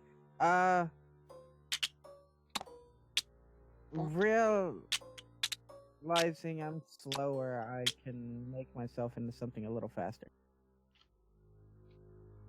Okay. I will use my B shape with the spell slot to turn into a crystal wormling. Okay. Their speed? 60. Okay. So you're able to keep up with Bern now. So, casting Fly, transforming into a crystal wormling, proceeding to get on the back of Felipe in preparation for this. As you're proceeding to move forward, proceed. Travel 45 feet up, and you begin to fly forward. Who is at the head of this operation? I am going to assume Felipe, followed by the rest of the gang. Yeah. Yeah. So we're the advanced party. If our plan is to charge straight in, then Felipe's going to be Yeah, and I'm gonna dashing try, every turn for the full I'm gonna try and 200 be foot movement speed. here with them. Okay. There. And B moves at that speed as well. I'll say yeah, Wings B to travel. moves out of. Forgot what speed. B Okay. speed. 60. Okay. Proceeding to move forward. Flying up, proceeding to dive, making your way in. Dashing, you do not have a care in the world about stealth. As you get closer and closer to the walls, Queglod, you see the wall up ahead. You see the archers have formed battle lines. and have proceeded to have arrows at the ready as they're proceeding to scan the skies. At which point you see a few of them in the nearby cluster immediately pull back arrows and then begin to take shots at you. Okay, so these will be attacks against Felipe. Go ahead and roll me a dexterity check using Felipe. Okie dokie. No. Natural It's 1. Felipe, so lucky isn't going to be a thing. That sucks. Oh well. It's correct, yes. As Felipe attempts to maneuver Sasha and Rook into place, but Felipe isn't used to carrying this many people, and as Felipe swings round, in turn doesn't manage to succeed at utilizing them. So this will be attacks against Felipe directly, using Felipe's AC. That's fair enough. Change this music. Sounds like a lot of dice. It's me making the attack rolls, so they're only d20s. Oh, don't okay. worry. I'm just rolling them all at once, so I don't have to do it. Okay, we have 2 natural 20s and Oof. 1 miss out of 4 attacks. So, Felipe takes the following damage. That is... does Felipe have any resistances? No, because it's only my invocations that you're showing. Okay. So, in such case, I'll just add these all up at the same time. That is... unmodified attack roll. Okay. That is... 35 points of piercing damage as 3 arrows stick into Felipe as Felipe is flying over and across. The Sasha and Rook, you immediately hear like a slight gasp as Felipe gets hit by these 3 arrows, but Felipe carries on flying. You make your way closer at this point. At this point, using Felipe's speed, are you speeding up or staying the same speed? I think the plan is to go at full pelt. Yeah. Okay, so you're speeding How up. close are we at this point? When those attacks came in, you were about 100 feet away. Oh, okay. And to brace... I could start returning fire then. That's... yes. Something to note. Okay. If Felipe is moving at a speed faster than yours, you have to spend your action to hold on if Felipe is dashing. If Okay, Felipe is fair not enough. dashing, you can return fire. It's up to you. Actually, how far are we? 100 feet? did you 100 say? feet or so, yeah.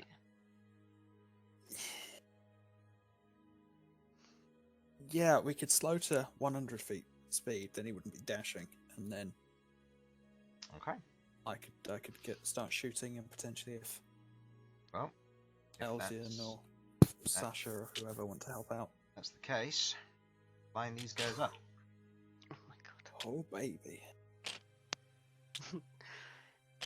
You'll have to toss me. So, Right in the middle. Oh. I'll go to the group on the right. You get the group in the middle, bro. Sasha gets the left. I want to do something here. Okay. well, unfortunately, your Yeah, flying I'm in ends the are back. further back. I know. So, What angle are we coming at? you are currently coming in at what I would assume either a straight or a slight angle like that. Okay, Yeah. right. So, If you could drop me between 2 groups. Yeah, Okay. I'll focus ranged attacks on this lot. then. so at this point, I will say you should roll for initiative. I think that is fair. Okie dokie. Okay. So I need party, and I'm not going to put Fang on the initiative because he's not going to help you. He's going to find a hiding spot the moment you land. That Fang is is gonna help. perfectly reasonable. Felipe shares my initiative, so that's Yep. fine. Right. Nope.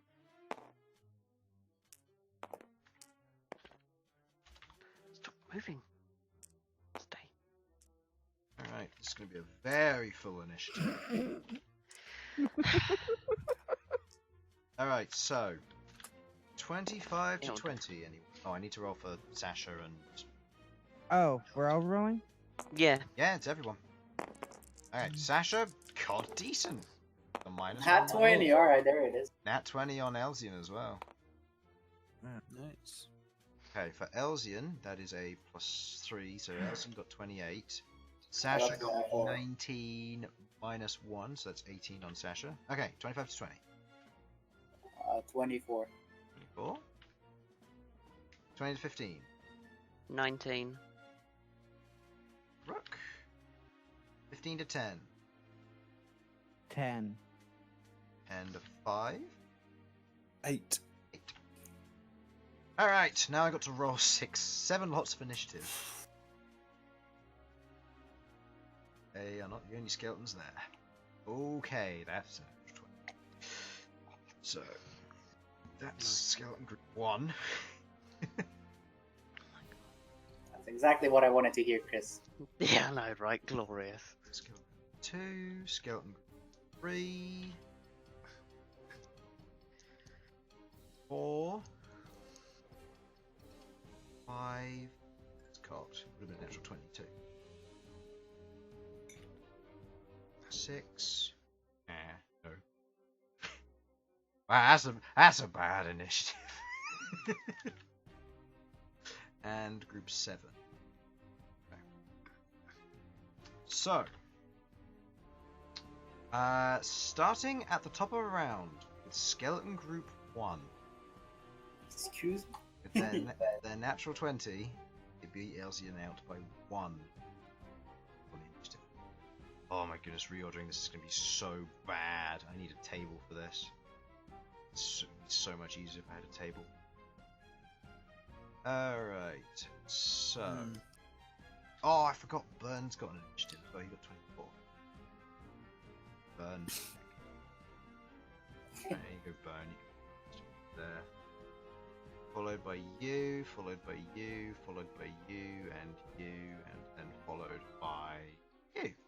Alright, wonderful. This is very complicated still. So, skeleton group 1, also known as all of the blue ones. Alright, 6 shots coming at Felipe. Seeing as Felipe has not had a go yet, Felipe cannot attempt to bring up Rook and Sasha to assist. So, Fair. 6 attack rolls. Miss, hit, miss. 2 more. Hit, miss. 3 hits. 50% chance to hit. Too bad, apparently. That is 28 points of damage as the 3 arrows stick into Felipe. You get that math right? What did I say? You said 28. 26. Okay. 26, okay. 26 as Felipe gets hit, 3 arrows sticking into Felipe once more. Most of the other ones glancing off of the plate armor as the rest of the party is being pulled up. These skeletons pull back and prepare to reload as some of them prepare to pull their arrows back in second attempt for a shot. Okay, Elsyan's turn.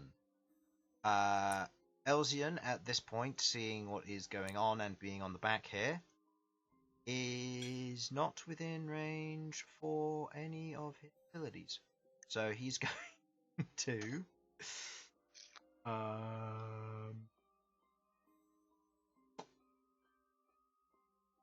can he do?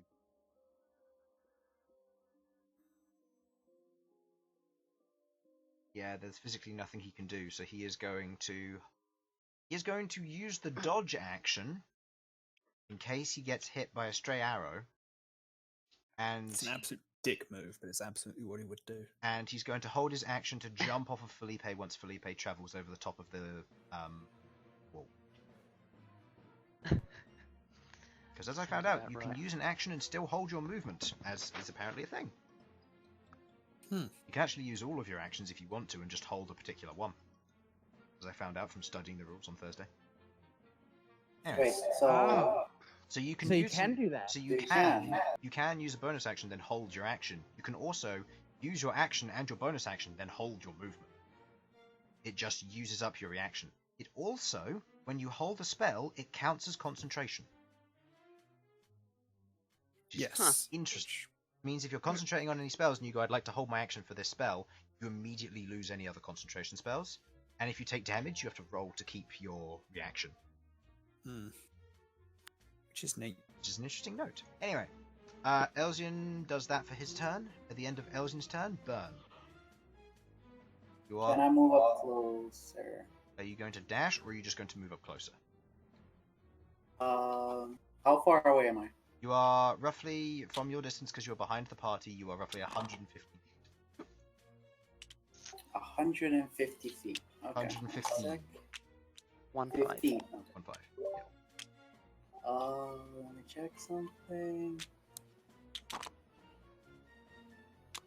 So I'm just messing with tiles over here. Okay.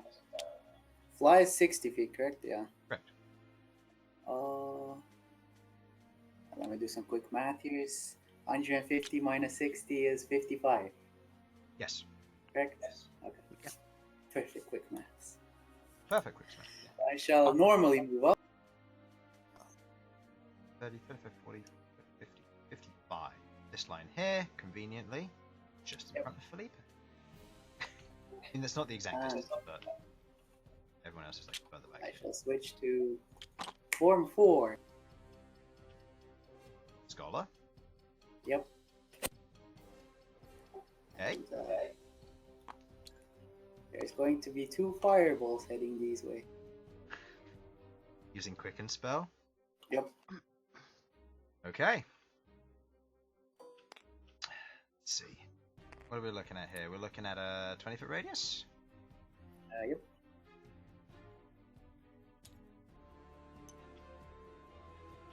How would you like to place them? Place them where you will.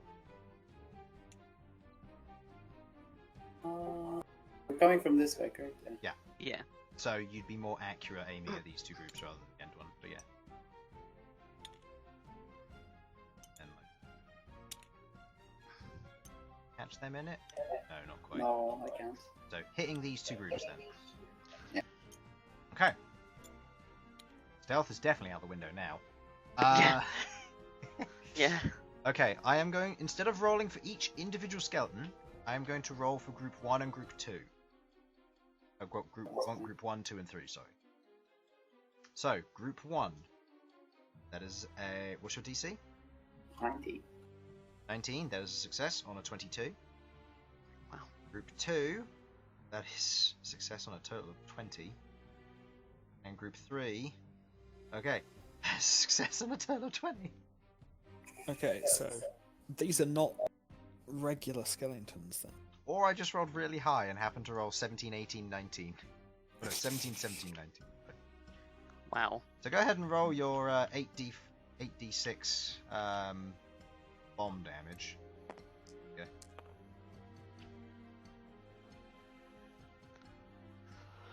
What did you just do?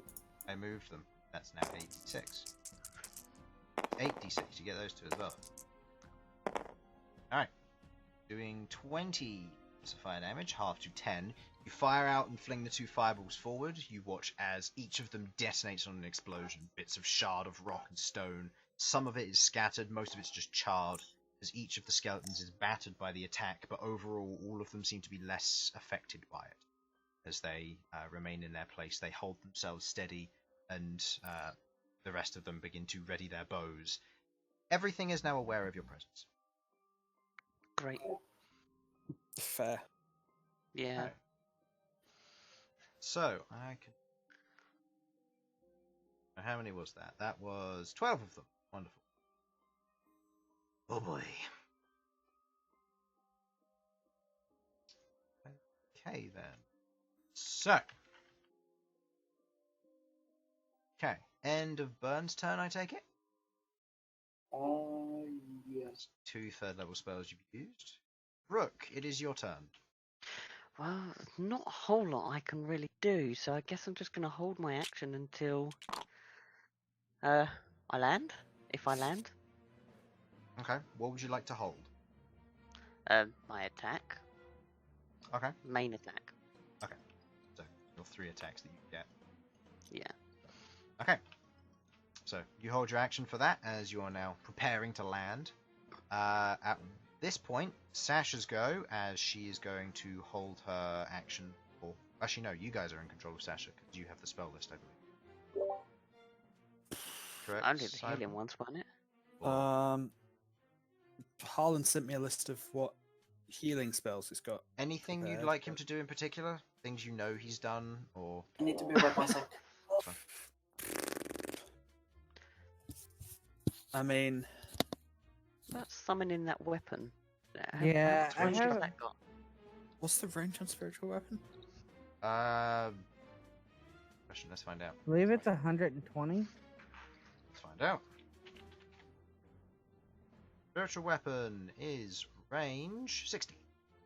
That's 60. So no. Yes. In which case, So we'd have to wait to get closer. Sasha will take the dodge action and hold her bonus action to cast spiritual weapon when she's with it. Okay. End of Sasha's turn. That Skeleton 2's turn. 6 more shots coming at Felipe. Oh my god. Miss. What's happening? Hit. 2 hits, 2 misses, 2 more rolls. Miss. What's happening? Felipe's getting shot. Felipe is getting Oh. shot. Felipe's the big target right now, and they understand. I thought I was the one being shot. So. No, not yet. No. That's the next lot of Skeleton's turn, which is next. What's the damage on that? That is 13 points of piercing damage from those 2 hits. Okay. All right, and group 3 of skeletons which are going at the same time as Malcom, so we'll deal with that in a moment. But they have higher dex bonus than you do in Crystal Dragon form, so they go first. They are going to take all of their 6 shots at Infernal. So 6 shots. That is with that to hit. That is a 25. Yep. Okay. 17.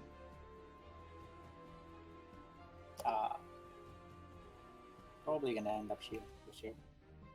You gonna shield? Yep. Okay. Shield. Notably, you are concentrating on fly. I will point that out.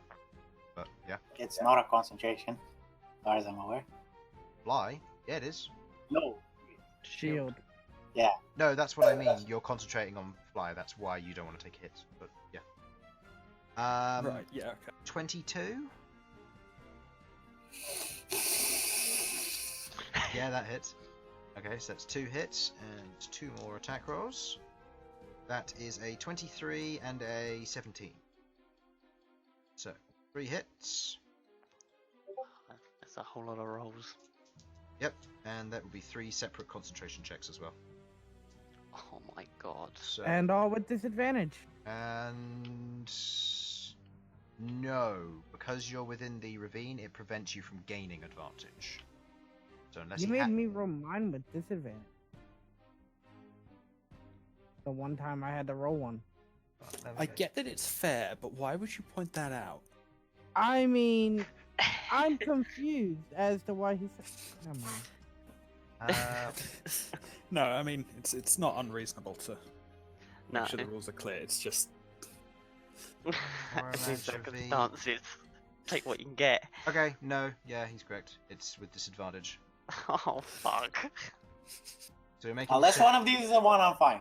Okay, see you on the floor. Bern. okay, there's a natural 1. We're gonna use Oh, it's lucky. not. Oh fuck. Okay. I still need to do the damage calculations for these, so I will need to know the total for that.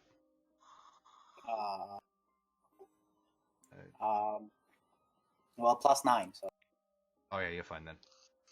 Yeah, because none of these are gonna exceed 20 damage. Don't worry. Your total damage you take, however, is 21 points of piercing damage. hold on. As the 3 arrows sink into you from being hit, the rest of them glancing off either your shield or your natural armor, as they strike into you, you feel. I don't know. It's strange, as if these weapons are not typically like your usual bows.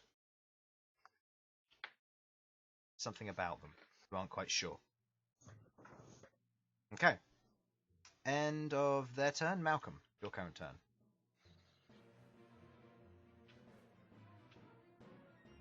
Malcolm?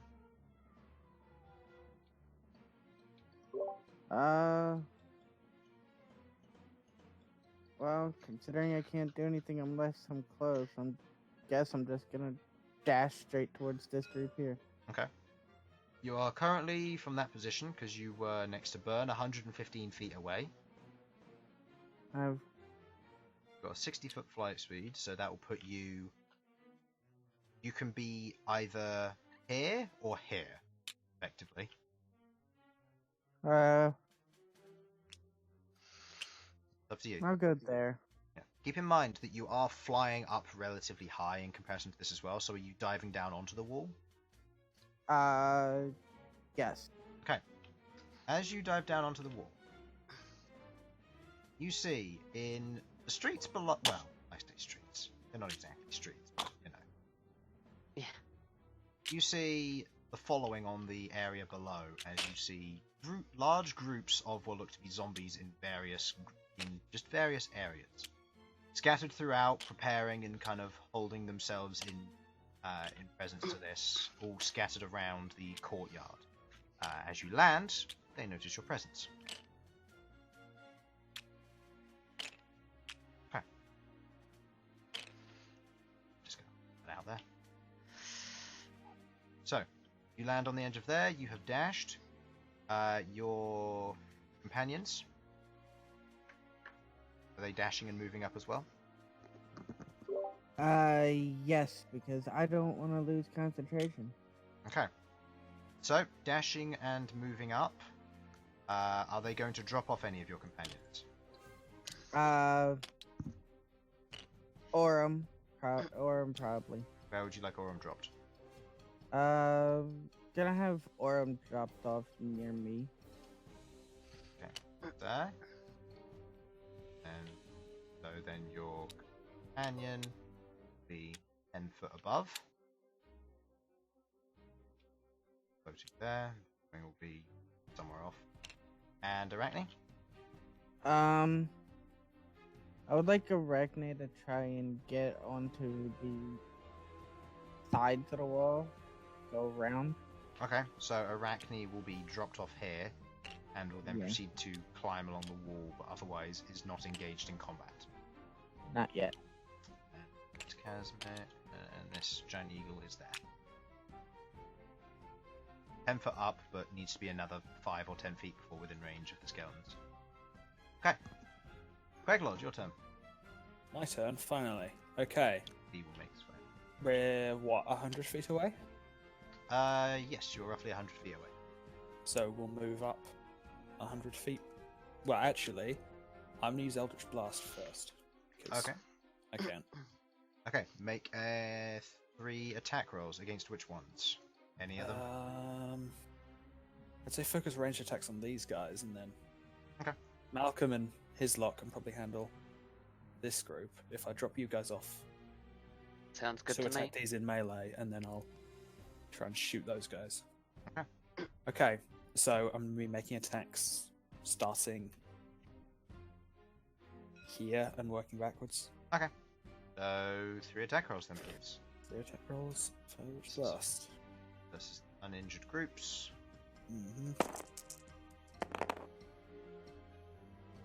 Total Lucky, so that one.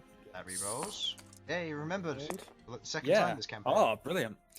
So, thanks to ability score improvement, my to hit is now +9. All of those hit. So that's perfection. And it's an extra +5 to the damage. So, So hit. 10, 9, Okay. and 12. Okay. And this is shared between these 3 at the front here, or? Focus firing, so as many as it takes to hit Okay. this one and then moving on. That one's down, and then the next one, which would be the 12, knocks the next one out. Cool. As you fire out the 3 Eldritch Blasts, each of them searing through the sky, 2 of them land and strike against that first one, obliterating each pieces of the skeleton.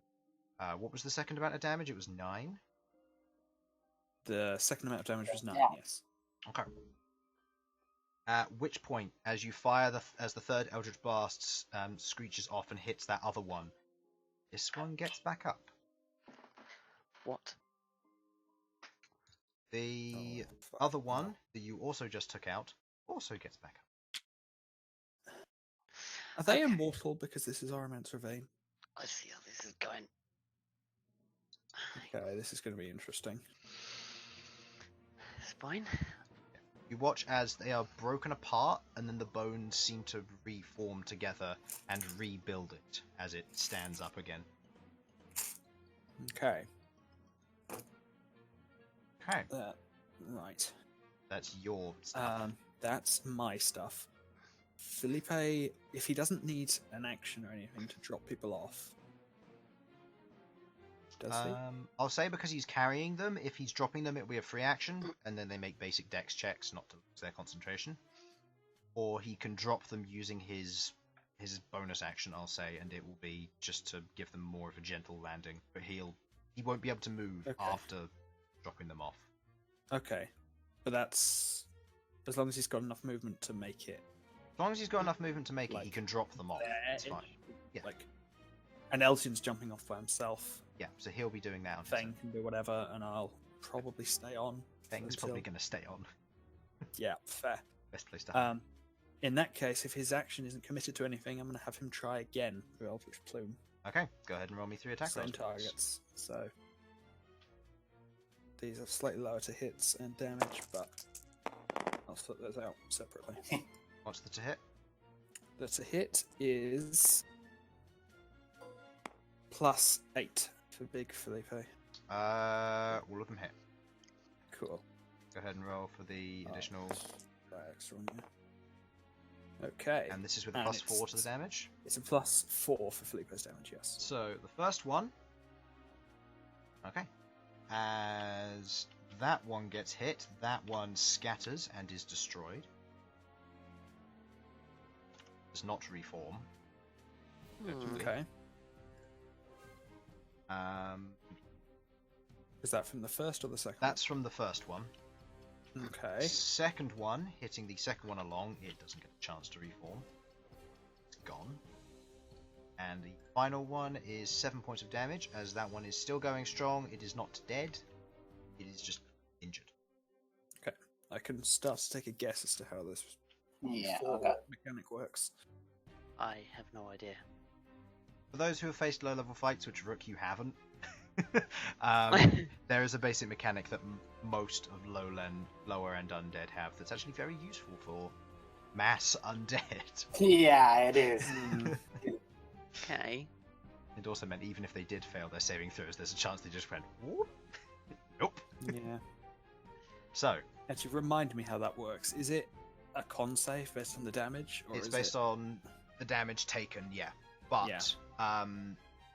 one, their con scores are different for skeletons from zombies, Mhm. and critical hits automatically break it, Fair. which is why there was no save on the second one. Reasonable. Yeah. So I need to hit them hard then. Yeah, because your critical Yeah. hits will just slay them. So, Mm. Felipe is moving up, I take it. Felipe's moving up. Felipe moves up. Does a Let's Does a I guess backflip. get everyone into position. does a backflip. Sasha lands and casts spiritual weapon. It's going to be floating nearby, smack in face. Can we I drop thought you the were Rook casting right the spirit there? guard. Yep. Rook lands Sweet. right there. Elsyan is going to jump off, and he's going to remain there. And he's dodging, Yes. so harder to hit him. I have. Oh, yeah. I need. Elsyan has the AoE as well now, right? Yes, he does. He's pretty good at it. And I will say, for the complication of this to be removed, Felipe can move some additional movement so I don't have to stand. this. Where would you like Felipe to go? The god suddenly. There's a turbulence, and Felipe travels an extra 20 feet. Where would Felipe like to Felipe's probably going to be around like this region, like Okay. floating up. So just, Just because if Felipe goes down Very like over the courtyard, that's us dropping into the zombie field, okay, so there. and I wouldn't do that to Feng. Behind the... above the bridge, there-ish. Got it. Yeah. And I'll just leave Birdman next to them. So, alright, in such a case, Rook, you have held attacks. You have 3 attacks. Do them one at a time, seeing as you do have only 2 targets within range. How armored are they? By the looks of it, they are wearing basic armor scraps, but from what you've seen, they're pretty good at avoiding being hit. So they've probably got decent dex, but not so much of it's coming from armor. I'm going to Great Weapon Master the first hit. Okay, go ahead. Make the attack roll. That's 4 plus 10. 4 plus 10? No, 10. What's Great Weapon Master? How much do I lose? 9 is 4, so that's 4 plus 6. 4 plus 6? No, that misses. Taking the swing, you swing wildly at the first one. It just dodges out of the way, using its bow to slightly parry the attack before kind of pulling itself back a bit more.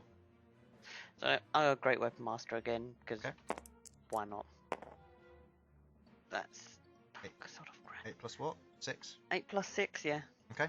You go ahead and swing in again with a 14. Just misses. As the axe carves past, it dodges out the way, cuts across one of the buckles of its armor, but otherwise doesn't manage to hurt it. Son of a gun! 14 misses. Right. Okay, well, I'm going to take one last hit. Great Weapon Master, because if it just misses... There you go. There we That go. should hit. That hits, yep. As you hit with the attack, the axe digs in. Go ahead and roll me that d12 plus... Yeah, I need to know the damage value for the con save, actually. It's like, oh, doesn't matter, it knocks it to 0. I need to know the damage. D12, so that is 4 plus... What does great... 4 plus 6 plus 8? So your attack's damage, yeah. 4 plus 6 plus 8. Just curious, why is it plus 6? Plus 6 slashing. Oh, Yeah, right, your plus weapon's one. plus 2 now. Sorry. Yeah, no, I was getting my math wrong there. So, plus 6 plus 8, which is plus 14, so 18... Oh, this is a high DC. Doesn't make it. Actually, no. Nothing but a natural 20 would have saved it. Yeah. As you slash into that one, you carve across from the upper collarbone down through the rib cages and spine, severing into 2 as it crumbles into bones to either side. Great. Okay. End of your held action. Felipe's end of turn. Sasha's spiritual weapon's going to take a swing. Okay, that with Sasha's to hit modifier, which I should have written down, is a plus 8, so that is a 15, just hits. 1d8 plus 5 force damage, not doing enough to... Actually, no, these guys only have 2 HP. So, yes, go ahead and roll. It makes the save. Goes down, but gets back up.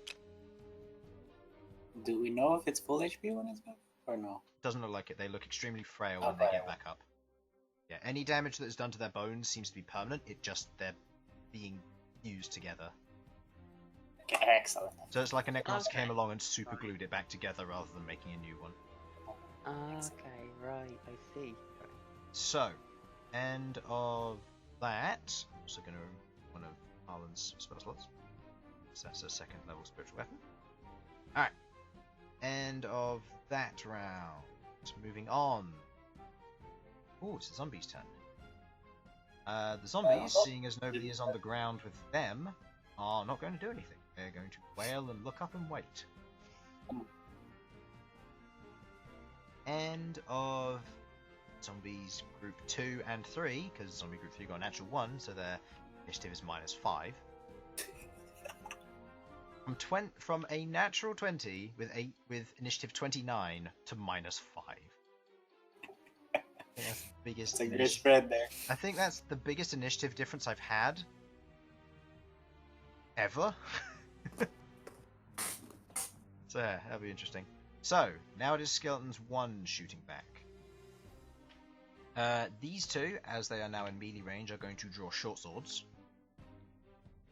Draw short swords and take swings. They get 2 attacks each. So, Malcom, what's your AC, my friend? My AC is 22. 22. Nope. Wait. 1 hits on a 23. Yeah, well, I'll eat that one first. Which one? Take 5 points of slashing damage, or piercing damage from a short sword. It's the one closest to you. Is the weapon magical? Does it it not have doesn't matter. resistance? I don't have. There is no resistance. Not for a crystal dragon, no. Not for any of the dragons. these two are going to take shots at this giant eagle, and these two are going to take shots at this giant eagle. Also, make me a Constitution saving throw, again with disadvantage for the conjure animals. Yep, working on that. I was just trying to figure out. If I have more HP than it shows on the thing or not. Do you have what kind? It should be fine. So that's yep. So you're fine on that. I was trying to figure out if I had more HP than it shows on the chart because I get more AC. I don't know if You don't get more HP. You get the AC from being a monk. Okay, so and how much damage did I take from it? 6. No. 5. Okay. The eagle's AC, I believe, is 13. I'm gonna pull it up. Give me a sec. Giant eagle, you have 13 AC. That means both of those hit against that lower one. How much HP does giant eagle have? 26. That lower one is on 8 HP. Write that down as a game for now. And that one, let's see if it gets hit. 2 hits. And the blue one takes less than that. It has 11 hits. As they get pelted with arrows from these skeletons.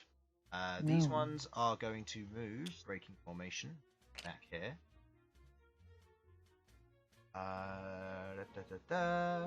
Elsyan's turn. Let's see. Elsyan's a dick. So, he's going to steal your thunder. And he is going to use a 7 psi point psychic assault in these 2 areas. Come on. Kill stealer alert. So I recommend we kill Elsyan after this. Hey, I did say that if Elsyan dies, it's not your fault, so go ahead. So how did Elsyan die? killed by the party. No. No, the zombies. Group 1, nope. Group 2 and Group 3, no. Well, they haven't got high intelligence saves, that's pretty bad for them. He rolled a dex save and rolled a nat 1 and ended up on the ground with the zombies and nobody could help. Yeah, of course, and then he'll watch the replay and watch you all murder him and be like, hey. Okay, that's 35 psychic damage. On natural 20s, they cannot succeed. Man, I think you went a little bit overboard, but anyway. Fine, I'm going down there and picking on the zombies. How many siphons does he have? He has 64 and he just used 7 of them. He's got 57 left. And he used it to clear up 10 kills, so... Right, clearing the roofs. Alright, with that being the end of his turn, because I don't know what else he would want to do, other than taunt them. Bern, your turn. Okay, fuck that. Give me back this. I need another one. I just realized they're undead. So, pack tactics. Yeah. Alright. Oh, wait, no. It's pack tactics against fiends. No, sorry. Yeah, no, it's the single one. Big one. One after one, let's go. Alright, go ahead and make your first attack roll. This is okay. That's a plus. Let me check how much it it hits. is. Do your Hold damage. on, let me just check how much. No. It's plus 14 to hit. I hate the fact that you. Plus 13. Plus 13, so 30 to hit. Alright, it hits. Do you want to fight a Tarask now? You got that plus 30 to hit. Just an undead Tarask. That's 19 plus 6. Why is it so much dice? 3d8. Is that what it says on its chart? 3d8 plus 1d6 from bracers. Oh, yeah, that's right. Forgot about that. Yeah, plus 6. I think that's a kill, Chris. Plus 6? Does it not do extra damage because of the... Is it undead? 27. Yeah. 27. Natural 20 will save it. Oh, that's a natural 1. The opposite of what I need. time, and we purposefully disconnect his internet while he's streaming just to piss him off. Turns out the what is it, like CEO of BT or whatever, is a really massive fan of your streams. And then, like a total complete accident happened one time, and then you were like, "Wow, fuck BT," and he was like in I'm tears, offended. completely betrayed, and from that day swore revenge. Well, if you're listening, CEO of BT, you're winning. Congratulations, Mr. BT. So, Bern. Oh. You took one attack. Yeah, I killed one of them. I have another one. Next, roll.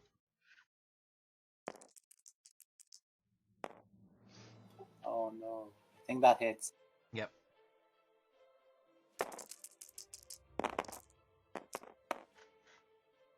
Nine. That's another 27 damage. Yeah, it can't save. Right. Get my stuff back up. Alright, what we got here? End of Bern's turn. Rook.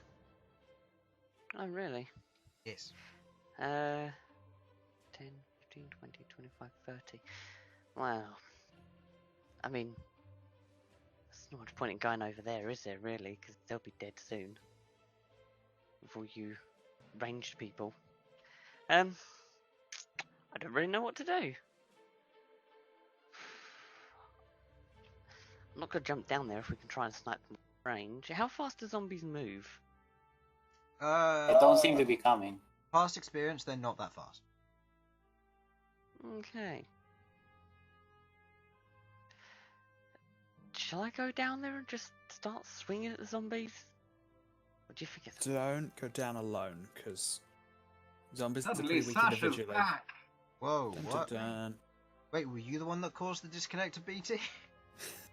Yes, it And was now- I. So he's come back to gloat. Harlan's been the CEO all along. Yeah. Dun, dun, dun.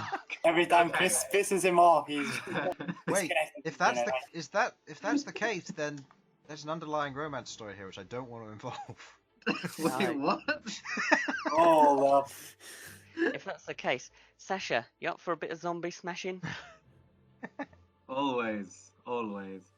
Excellent. Yeah, I'm feeling a little better now. So I'll but- explain the BT CEO story later to you. Okay. Okay. Also, if I was the BT CEO, I would absolutely have bought a better computer and also a mansion, and also I'd probably invite some of you to live there. Yay! Oh, there you go. Happy days. Yay. We still have to work Only on some of you, because I feel like it would be a bit weird with Jamie, because I don't. Because then I'd have to bring Chloe, and I haven't met Chloe. Not saying I don't like Chloe, but I don't know Chloe that well. So it. Also, Infernal's in Macedonia. Actually, I could probably get you out of Macedonia. Yeah. That's Yeah. I'm Is that quite. a problem? No, I thought You're in oh, he's in China. Macedonia, and then I was like, oh wait, if I had BT money, I could get you out of Macedonia. If you had Exactly. BT money, you could buy us all a flipping house at that gun rate. Yeah. Yeah, that's true. Yeah. Alright. So, Can I move to here if Sasha's going to be 5, joining in face-to-face 20, conflict? 25, 25, 30, 35. Is yours movement to be 35, right? Yep. Yeah, okay. In which case, make me a dexterity check, just because you're going to be jumping down, and just to make sure that you don't die. Is that a Take- flat dexterity or It's a flat. saving? It's a flat dexterity. Yeah. So how much damage have I taken so far? None. None. None, 19. because Still using you as a shield didn't work. No. 19 plus 2. Oh. 19 plus 2, 21. easily enough. You jump off the edge, you land. Your boots squelch into warm and soft mud. Yuck. As Oops. it does, you feel a slight tingling sensation, but you press on. Oh, I like tingling. Okay. There's a tingle in my ding dong. Yeah, Rook definitely would not say Alright. that. Go ahead and make your 3 Right. attacks. I am just going to do flat, basic, normal. Oh, hang on. Oh, fuck it. And Great Weapon Master, because why the hell not? One on each. On each of them. Yep. Okay. Come on, at least two. What, a crit, Right. one of the 1 and 15. Okay. That's fine. I can Well, work those with two that. hit. Telling you that. Okay. How long have we been in combat? About half. Well, A bit of time. You're coming up to your second round now. Okay. Oh, I've yeah. got a lot of spell slots, guys. You've used Right. spiritual weapon, and Okay. you've landed. Yeah. Yeah, you're on a wall. So that's each of them plus 6 plus 8. Nope, doesn't make the save. Nice. The second one definitely doesn't. Oh no, it doesn't get the save because it's an F. Hop, Hello. hop, Cool. And with last my one. bonus action / attack, I'm gonna attempt this blue guy again. Go ahead and make me a roll. And hits. Go ahead and roll your d12. It's got the 1, so just roll that one. And this is with your plus 14, Yep. so that's 26. This is a very C, doesn't make. And that one is gone. As the 3 zombies are cleaved down one after another, their bodies hit the mud and like begin to mildly decay as they hit the earth there. Bodies hit the floor. Indeed. That's the end of your turn. Yeah. Okay. It's at this point, as you land, you don't notice it out of the corner of your eye. Elsyan does, as Elsyan and Sasha, who would be next, shout down to you to watch out. As out of the corner of your eye, you see something move, and you now realize that the tingling sensation might have been you noticing something. As the statue is no longer a statue. 5, Statue's 10, gonna do something. 20, 25, 35. Bring it on. It's war. What is this thing? It's an animated statue. I've been waiting to use this thing for a long time. You don't want to hear that, Jamie.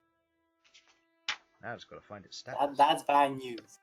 Is it? No, it's fine. Don't worry about it. It's fine. We're gonna wrestle. I'm gonna get bigger and I'm just gonna like it'll be fine. Don't worry fully about wrestle it. it. Don't worry about it. There we go. There's Just its gonna- stats. Die, aren't I?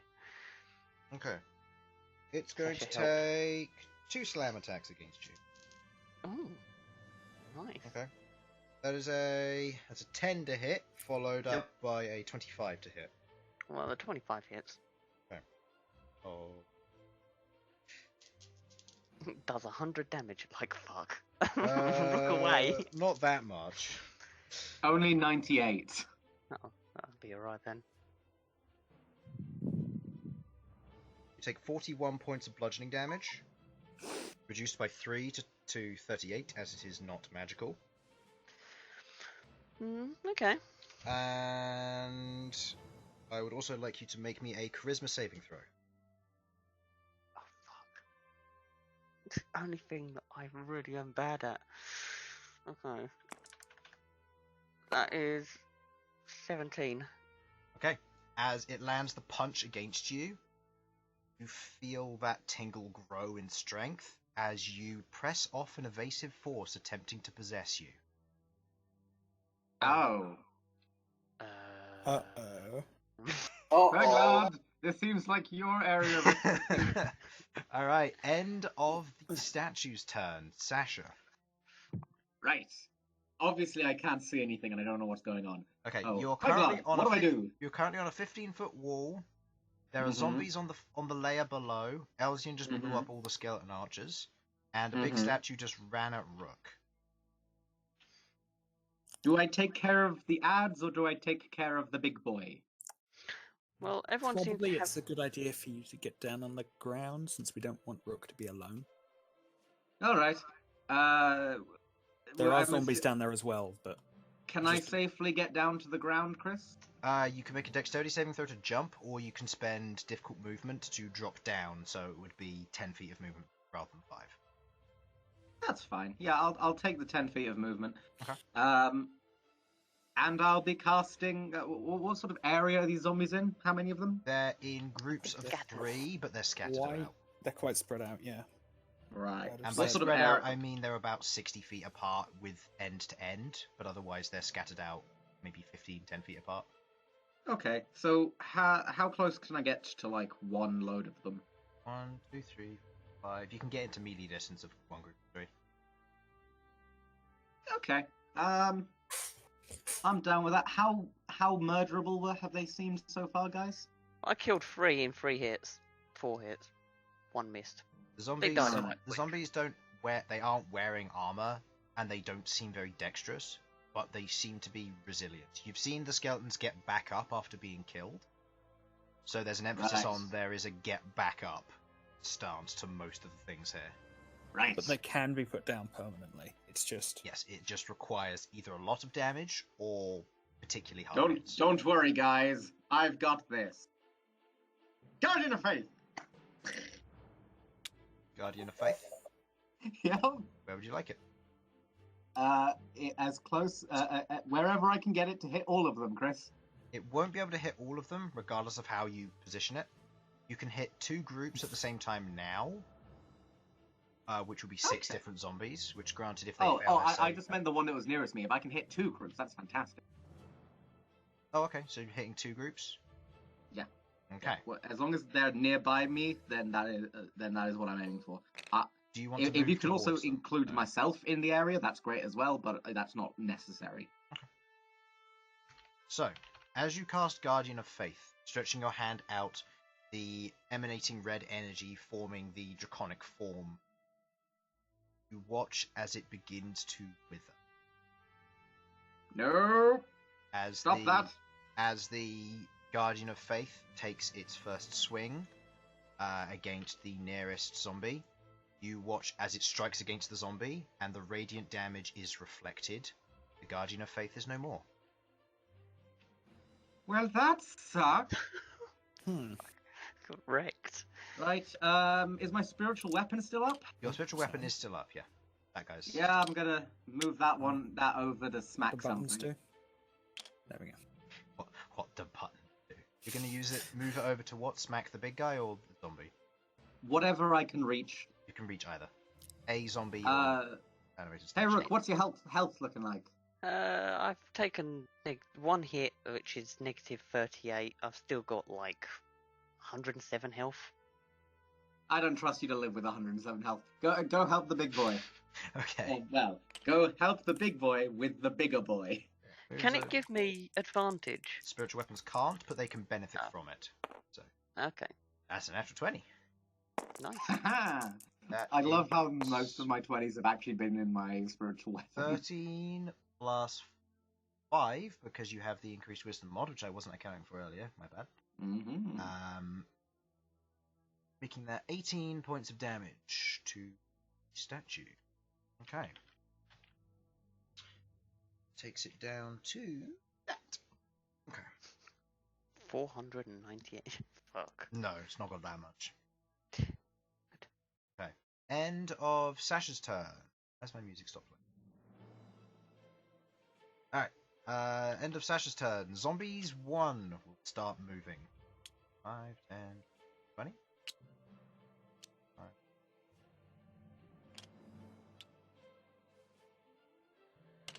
Range 20. 5 down. Running.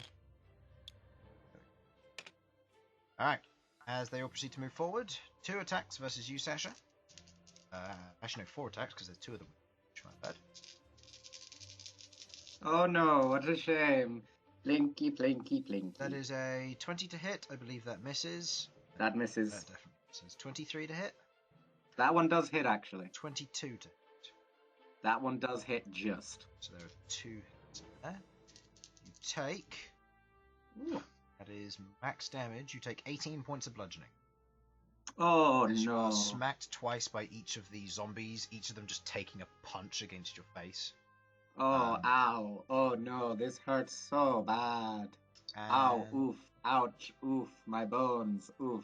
and you feel uncomfortable. Their attacks seem strange. Yeah, 'cause What I- bastards. And the 2 attacks versus you, Rook? perfect. No, neither hit. It's the dream. As the two attacks attempts to try and grab onto you and attempt to claw or bite at you, you just bat it off with your pauldron and just as it takes a step back and falls slightly into the mud before getting back up. End of their turn. Skeleton 2, they are gone, along with Skeleton 3, so I can delete them from the initiative order. Malcolm.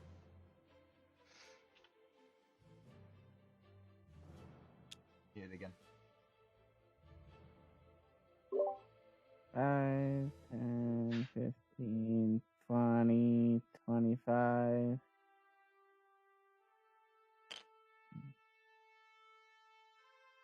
Alright, we'll stop here first. Okay. And, going to, Back in a sec.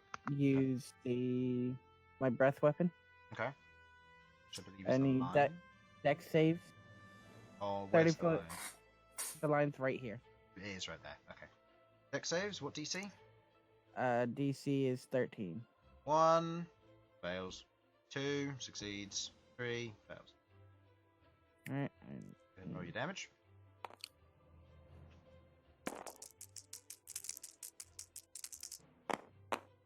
That is 22 force damage. Points of damage. First one gets back up.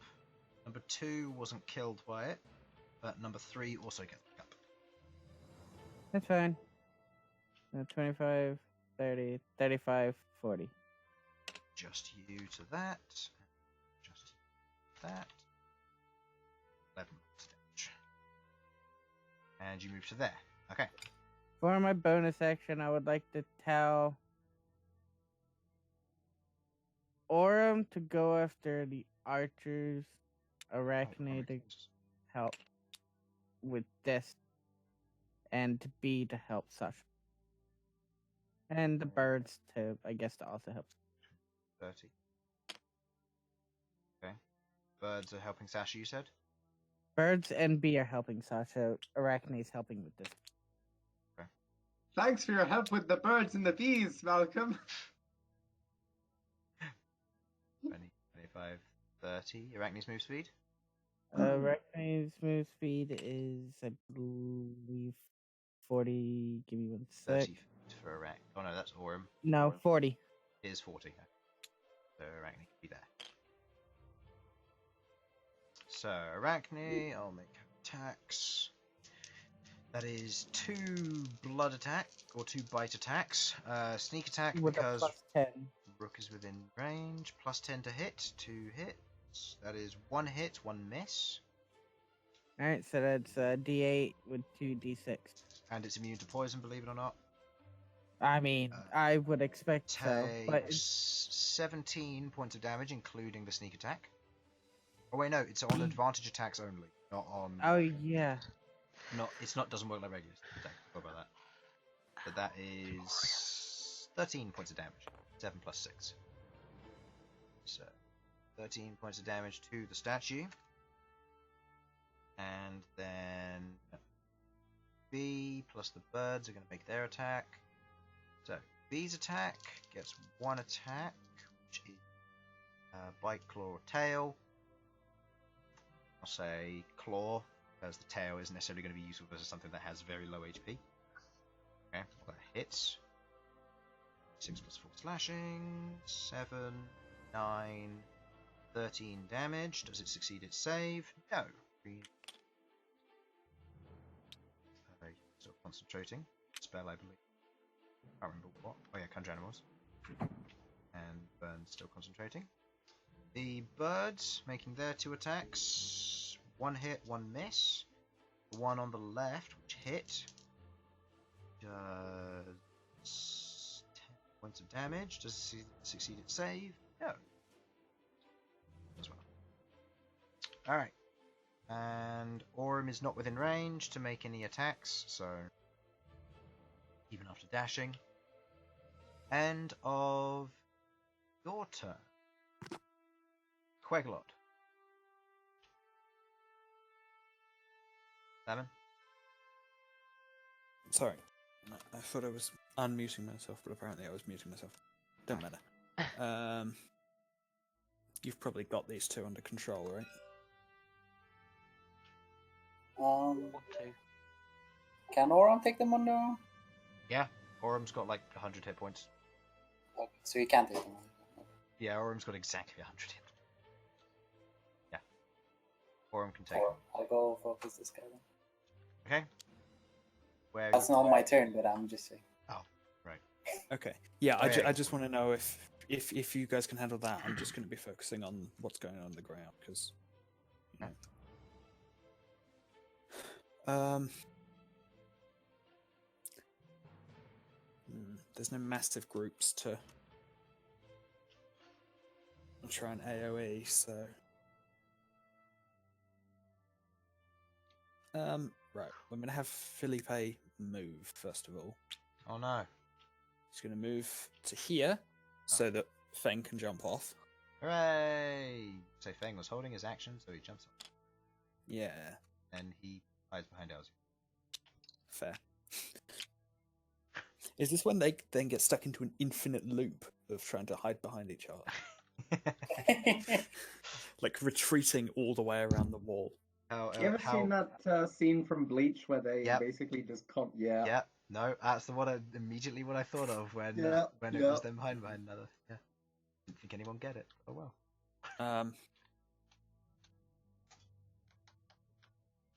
Okay, I'm gonna for now focus on like Eldritch blasting stragglers, and then if they start to group up, I can use some AoE. Okay. So, I want to help Rook out. So, Eldritch blast first of all. First one's going to be against this zombie. Go ahead and roll. I'll probably do these one by one, just because. What's your to hit again? Well, it hits, but +9, I think, and then +5 to damage, so 11. 11 points of damage. That's versus one of the uninjured ones.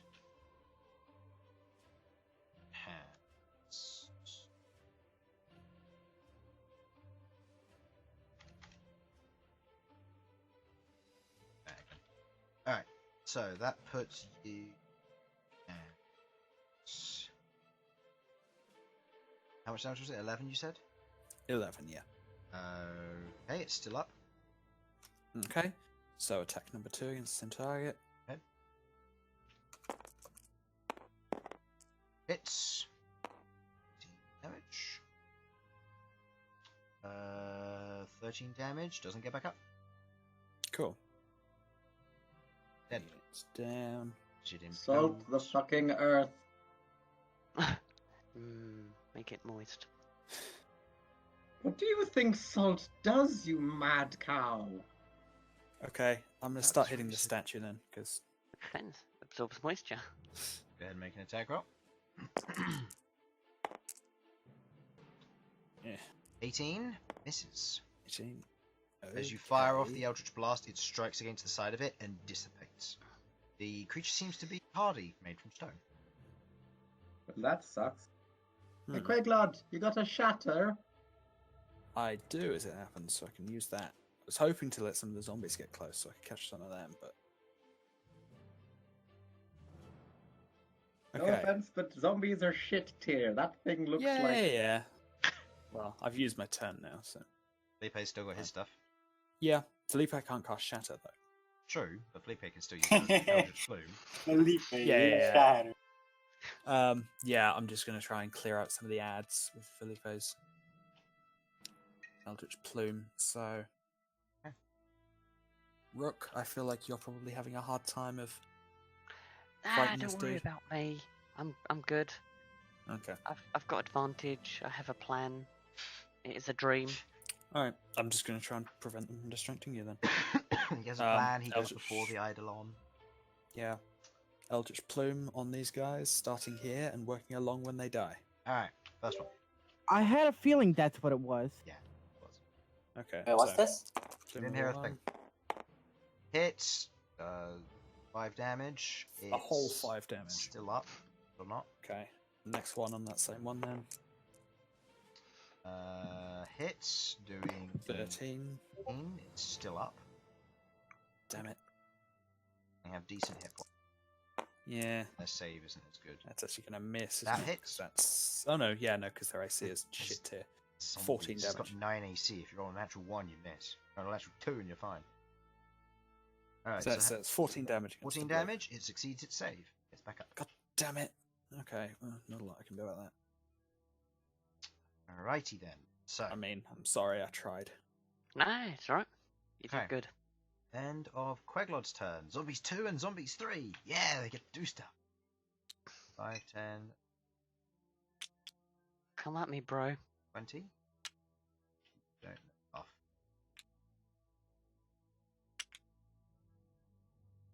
You hadn't noticed, zombies can't dash. 5, 10, I guessed. I can just bumble around a little bit. 5, 10, there. 5, there. Snap. Boop. Alright. That's all their movements. Sasha! Yar! 4 attacks coming at you.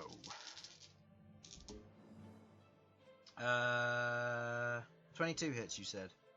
Yes. That's 1 hit. Ouch. Oof. My bones. Take 7 Oof. bludgeoning damage. Oh no, however will I recover? Okay, and Rook. We need to go save Sasha. She's getting wrecked. Rook, as you are close to this thing, they are going to use a different thing. What? They are going to use... let's see. What is this bullshittery? Yeah, they're going to use Dogpile. I'd like you to Oh. roll me 4 athletics checks, please, as they are going to grapple you 4 times. 4 athletics checks. Thanks. Yes, this is trying to beat one of their grapple checks. Right, that's with a +8. Okay. So, with a +8, your 3 and your 4 fail. Oh, Jesus Christ. So, failing half or more of them, you are now grappled and restrained as these zombies are now on top of you, sharing your tile. You're also knocked prone by doing this, Oh, shit. so this thing now has advantage against you. That's not what I want. Okay. This is not my plan. End of their turn. Skeletons 1, seeing Aurum rush towards them. Oh no. 4 shots against Aurum. 2 hits. So, have we established that radiant damage doesn't seem like it's that useful right now? Aurum takes 16 damage. Mhm. Seems like there's something special going on here, so... There's Elsyan's turn. Elsyan sees Sasha in peril and casts Psychic Assault, blowing her up as well. It's an Elsyan thing to do. I mean, he kill-stealed like 10 kills a minute ago. Hey, he loves me, and we both know it. Yeah. Elsyan's a dick. Elsyan, knowing better than to try and use psychic damage on a construct, he is going to 5 to 5. Oh, it's 90 feet. Yeah, he's fine. There we go. And does he want to use it at 7 side points, or does he want to conserve his side points a bit more? Probably conserve them. Conserve them. Well, yeah, we don't know what we're fighting up next. Alright, he's going to use 6 side points to hit them. Oh, does additional damage equal to his intelligence modifier? Good to know. That's nice. Alright, zombies 1, 2, and 3. Intelligence save. None of them rolled natural 20, so they all fail. It's wonderful when you have to do that. Alright. Fucking zombies, man. They're great. Alright. 68 psychic damage. 29. Natural 20. Cannot save them. They die. As each of them ruptures, blowing up internally, pieces of their organs, decaying hearts just fall to the floor, and heads and brains just spilling everywhere. Okay. And Oh, Elsyan, you got your mind touched all that. Ugh, that's disgusting. Meanwhile, I'm fist deep inside one. Oh, just terrible. Alright, Bern, with that It mental mounted image, me. you're Oh no.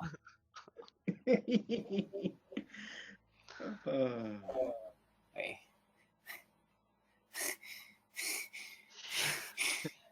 what are you gonna do? I just looked at this. I didn't notice. What am I looking at?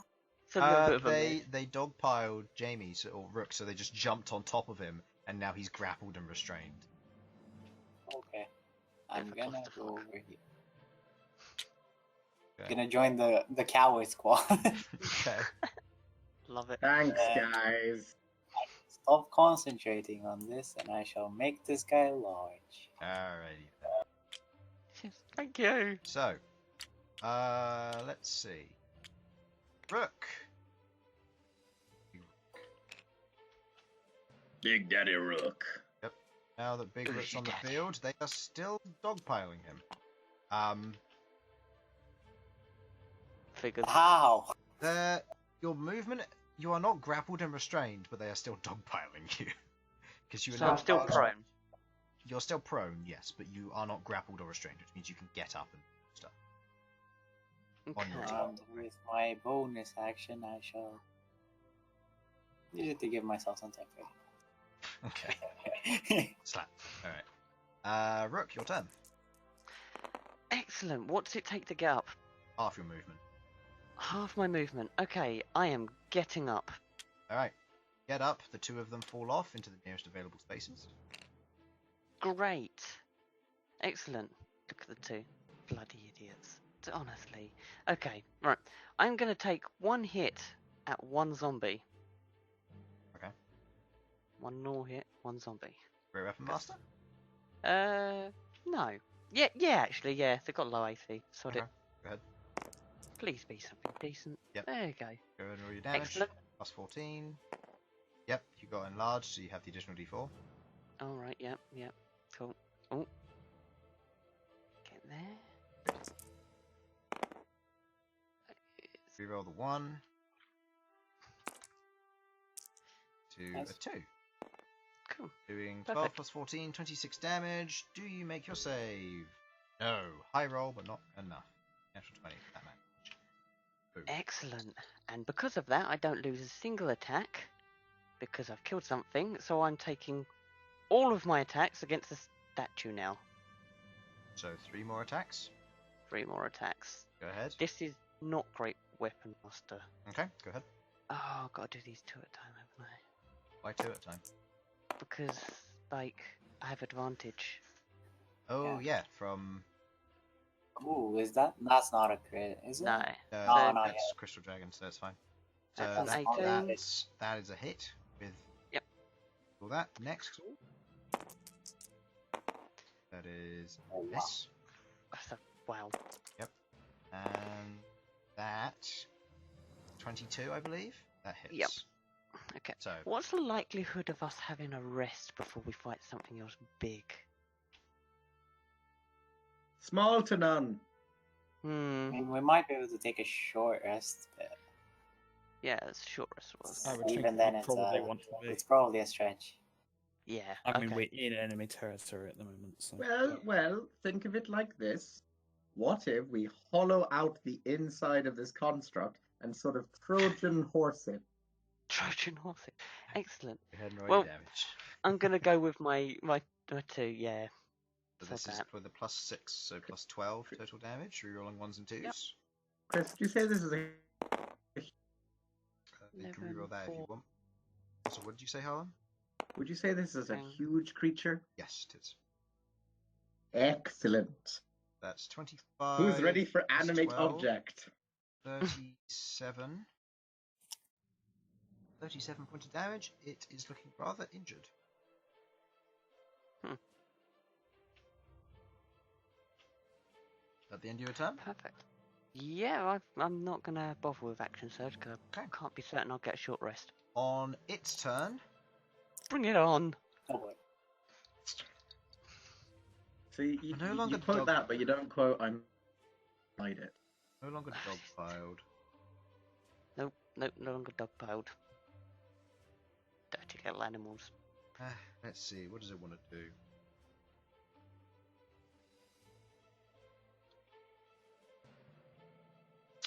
Yeah, I'm going to do that.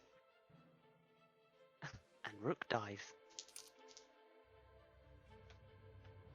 Does a 20 hit you? Nope. And does a 22 hit you? Oh, my AC is 22, so that matches it.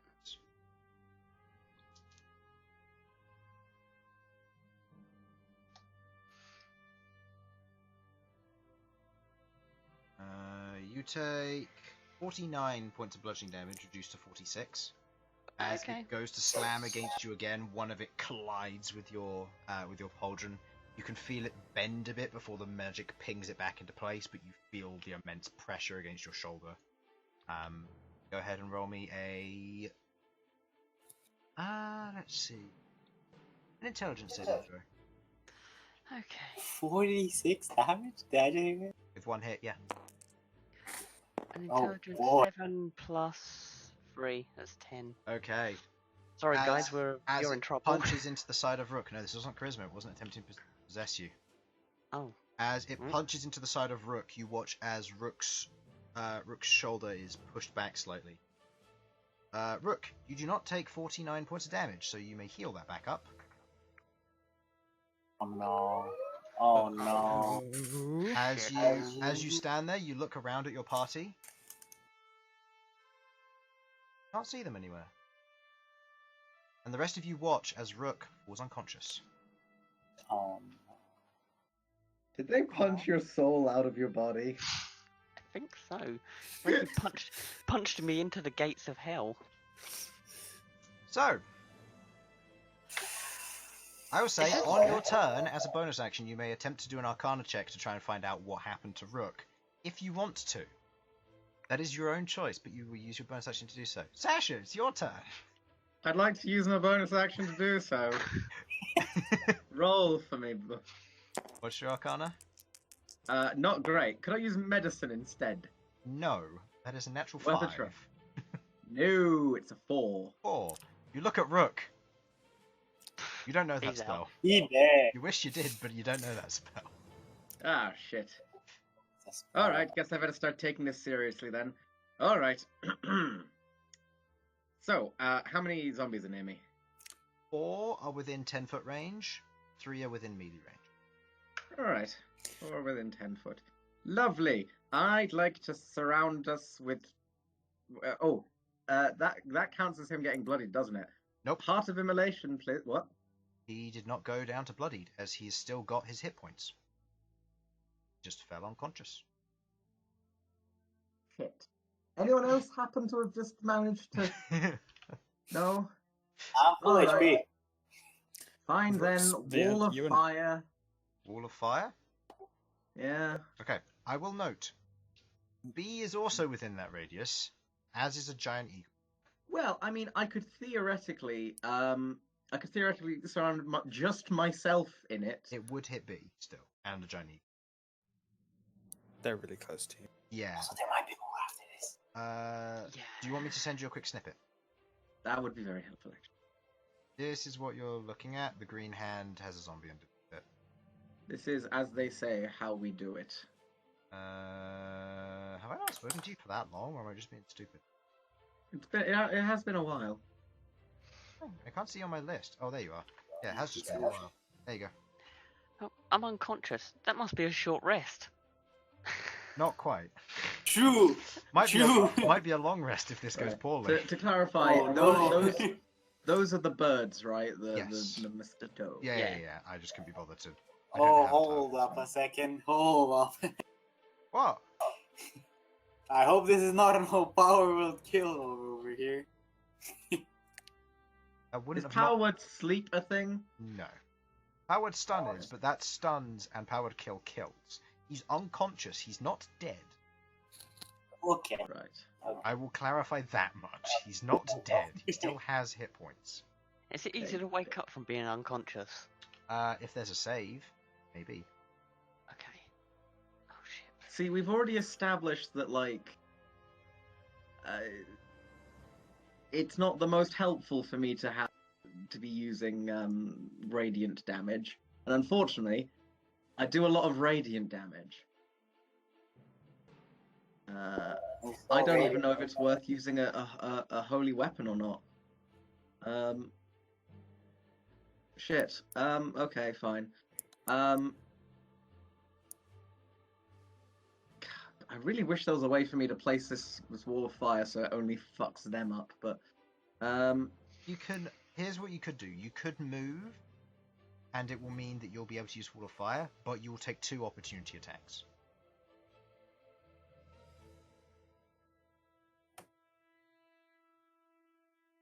Okay. Oh, I've already used my bonus action this turn, haven't I? Trying to do the Arcana. Mm. All right. You know what? I'm just gonna give this a try, What's just the range on the off chance it works. Uh-oh. Hello. Yo. I think Hello? I just lagged. Hello? Hello? Can you hear me? Yes. Yep. Yep. Okay. Should I use Word of Radiance then? It probably won't work, but it might, and at least What then is we'll it? know. We saw Radiant didn't do much. We saw that Radiant didn't do much when it was a spell. This is a cantrip. It might. It would let me hit all three of them, but if it doesn't work, then it doesn't work. Yeah, sure, go ahead. Yeah, go for it. I mean, Yeah. gives I us can't insight. I can't do anything better this turn. So No, it gives us Yeah. insight Yeah. for the future, whether it will or Yeah. won't work. Word of Radiance, Okay. You cast Word of Radiance. and it fizzles. As it hits them, it is reflected back to you, and you now have to make 3 Constitution saving throws against your own spell. Okay. What is So your DC? that's specifically reflect. My Okay. DC for 17. with And your yeah. con save is plus. my con save is 5. +5. So, success, failure. So you take 3d6 damage. times 3 because there's 3 of them. Yeah. So that's 66 halved plus 3d6. Oh, wait, no, it's a cantrip, isn't it? Right. It's a cantrip. Yeah, so you succeed. Right, forgot about that. So you take 14 points of radiant damage. 644. That was pretty high. You see why I would wanted to use the spell, right? Uh, Like, it's a good spell. it would have done quite a bit of damage to him, yeah. But yeah, so that's 14 points of radiant damage that you take as a result of that. Yep. Radiant damage really doesn't work. Ow. Well, Right. At least we know that for the future. Oh, End of your turn. Zombies, Oh, you're run real good turn. at sleep talking, aren't you? yeah. See, I can't even hit them with my Warhammer because I don't know if it'll reflect that radiant damage back at me. So guys, remind me then. to use Sickening Radiance. Yeah, you Sicking Radiance reflects that back on yourself, Bern. Sounds like a great idea. Yeah. Okay. To be fair, rain. Oh, I'm gonna get it reflected on me. I'm gonna stand next to you. Yeah, then you fail 4 of those saving throws, and now you're going 2 more successful saving throw. 2 more failed saving it's throws. an and I have area of 6 effect. I exhaustion. don't think it would have the same effect. Don't know. I mean, it happened It with shouldn't. your Guardian of Radiant, Guardian of Faith. Well, yeah, but it attacked itself, not me. That's true. So Yeah, that is yeah, true. But we'll clearly see. it has some slightly iffy. Well, either way, Rook is prone and unconscious. Okay, Ah. Rook. 2 zombies with advantage. Yep. That is Great. a 16 to hit. However, Oh, you they hit are some crit. however, you are unconscious. Which means, leave, because that hits, that's a natural crit. Doesn't my armor protect me from crits? Ah, good point. I will still double check, because it might be that it doesn't crit, in which case I'm not going to roll double dice and then halve it. That's cool, because, you know, it's more to add to my tally. Yep, Crit if it's saves. within 5 feet, that's an automatic crit. Alright. So, add another one to your tally. because weird magic. Yep, add another one to your tally as you take. Let's see. You take 10 points of psychic damage. Psychic? Okay. You take 10 points of psychic damage, and that is the end of. Oh no, sorry, 2 attacks against you, Harlan. That is 20. Oh yeah, kick me while I'm down. Yeah, it's a 22 and a 19. If you kick me while you're down. 22 hit. Yeah, 22 just hits. Take 5 points of damage. Bludgeoning specifically matters. And I'm still not bloody. Alright, Malcolm, your turn.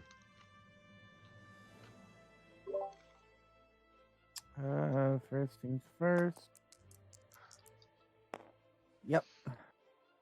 I rolled my recharge. Okay.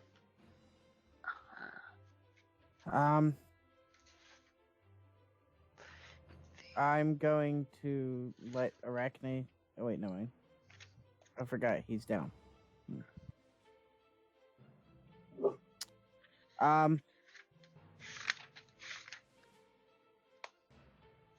I guess I'm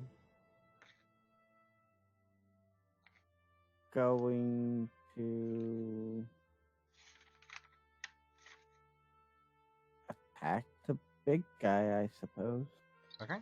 Make an attack roll. And oh wait, also I want to use my bonus action to Arcana. Okay, go ahead.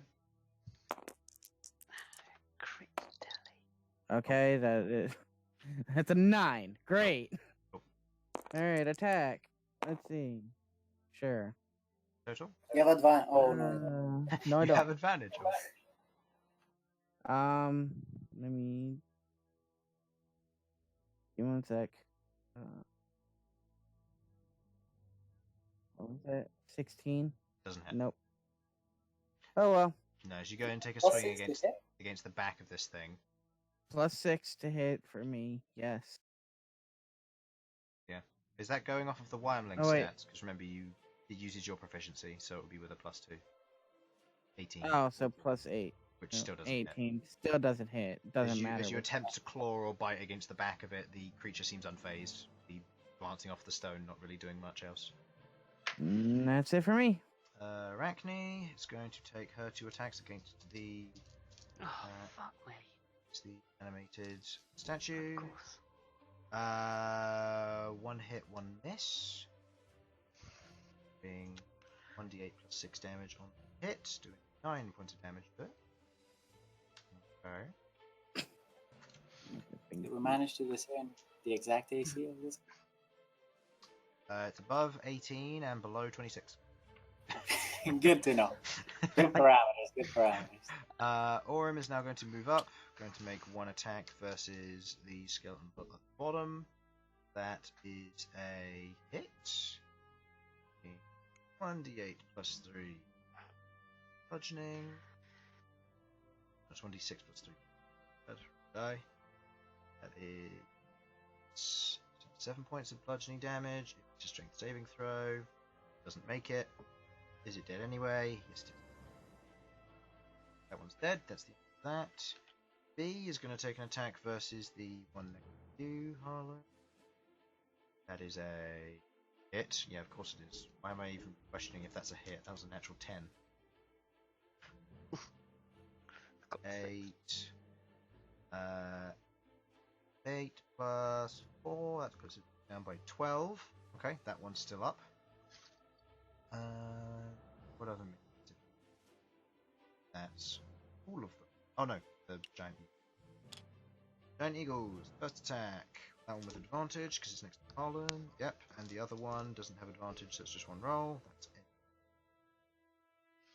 So, one on the right. Damage, does it make a saving throw? No, it's not. Down. One above it takes enough damage now that it was attacked. And you are down. No more zombies gone. End of your turn, Malcom. Queglod. That's not how that works, Simon. You can't just flip them over. Oh. Instant wrecked. Worth a try.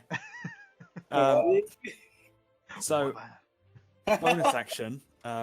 What the fuck is going on? Advantage check. Yeah, it's fine. Oh, Natural 20. There we go. You look at this thing, you look at Rook, and then you look up and you see in the single glass eye, you see Rook banging on the glass from the inside. What? As Rook is currently trapped within the statue. Do I get the sense that defeating the statue will free him without any? From Oh, the natural well. 20, I will tell you, it should do. Okay, right. I just don't want to destroy it and destroy his soul. Rook dies instantly. I actually, you know what? Because this would be a magic linked to Lichdom, you'd vaguely understand it. This is the magic jar spell. Rook is currently stored within the eye of this thing. Unless this thing is more than 30 feet away from Rook when you destroy the gem or it, Rook returns back to his body. If it's more than 30 feet away, Rook's soul evaporates and he dies. okay. I'm not a fan of this spell. You know what the worst part is? Okay. Is I completely forgot about Indomitable. Oh. Oh no. Oh well. Yeah. Okay, so I am gonna yell out. Keep that thing close to Rook. Hasn't had an opportunity to escape yet. Yeah. I'm just making sure people know. And then, can you give me a thing for Shatter? It's 20-foot radius. Ooh, yes. Conveniently enough, you've been using 20-foot radiuses this entire game. Oh, perfect. Perfect. 20-foot radius? I thought it was a 20-foot cube. Might be a 20-foot cube. Because if it's a 20-foot cube, then that just makes it a 4x4, which is what I think we've been using this entire time. 10-foot radius. Oh, 10-foot radius. Yeah, 10-foot radius. Isn't quite a 4x4. Did I misread? You can still hit it. Oh no, Um, you can't put it on edges. It's not on an edge. I know, but if it is on an edge, you can hit everything. 10-foot radius. I misread. So that's probably the best one you can get. Yeah. Does it not hit It everything? needs to then? encompass most of it. Okay. At least Okay. more. It needs to Yeah. encompass a fair chunk of the model to be effective. That's obviously not going to work. So No. That would be the best that- if it worked. That one, that would be the best if it worked, but because I'm technically just having it work, that it would be a. You need to encompass most of it. There's the best spot. So Those that two and that won't So because it's it is- only a little bit of it. It needs to Okay, encompass so a larger chunk of it. Much like if we drag it down like that, maybe That would would that work? that would work. That So also again, works. It's these two basically the zombies same have to because get- it hits two zombies. You can also do it here and it hits these two. Yeah, depends which ones you want to get rid of. If it's just a question of two zombies in this one, I'd rather get Yeah. this one. He's Okay. he's slightly more of an immediate threat. So I will start with the zombies. Zombies con save. Is That one's- I believe it's 17. Okay, And that's it's- success for that guy. Zombie red, natural 1. That's a fail. Normally that would be disadvantage for the animated statue, but he's got some magic bullshit going on, so I don't know. Nope, he doesn't gain advantage on this. He is made of stone. That is a disadvantage on his con save.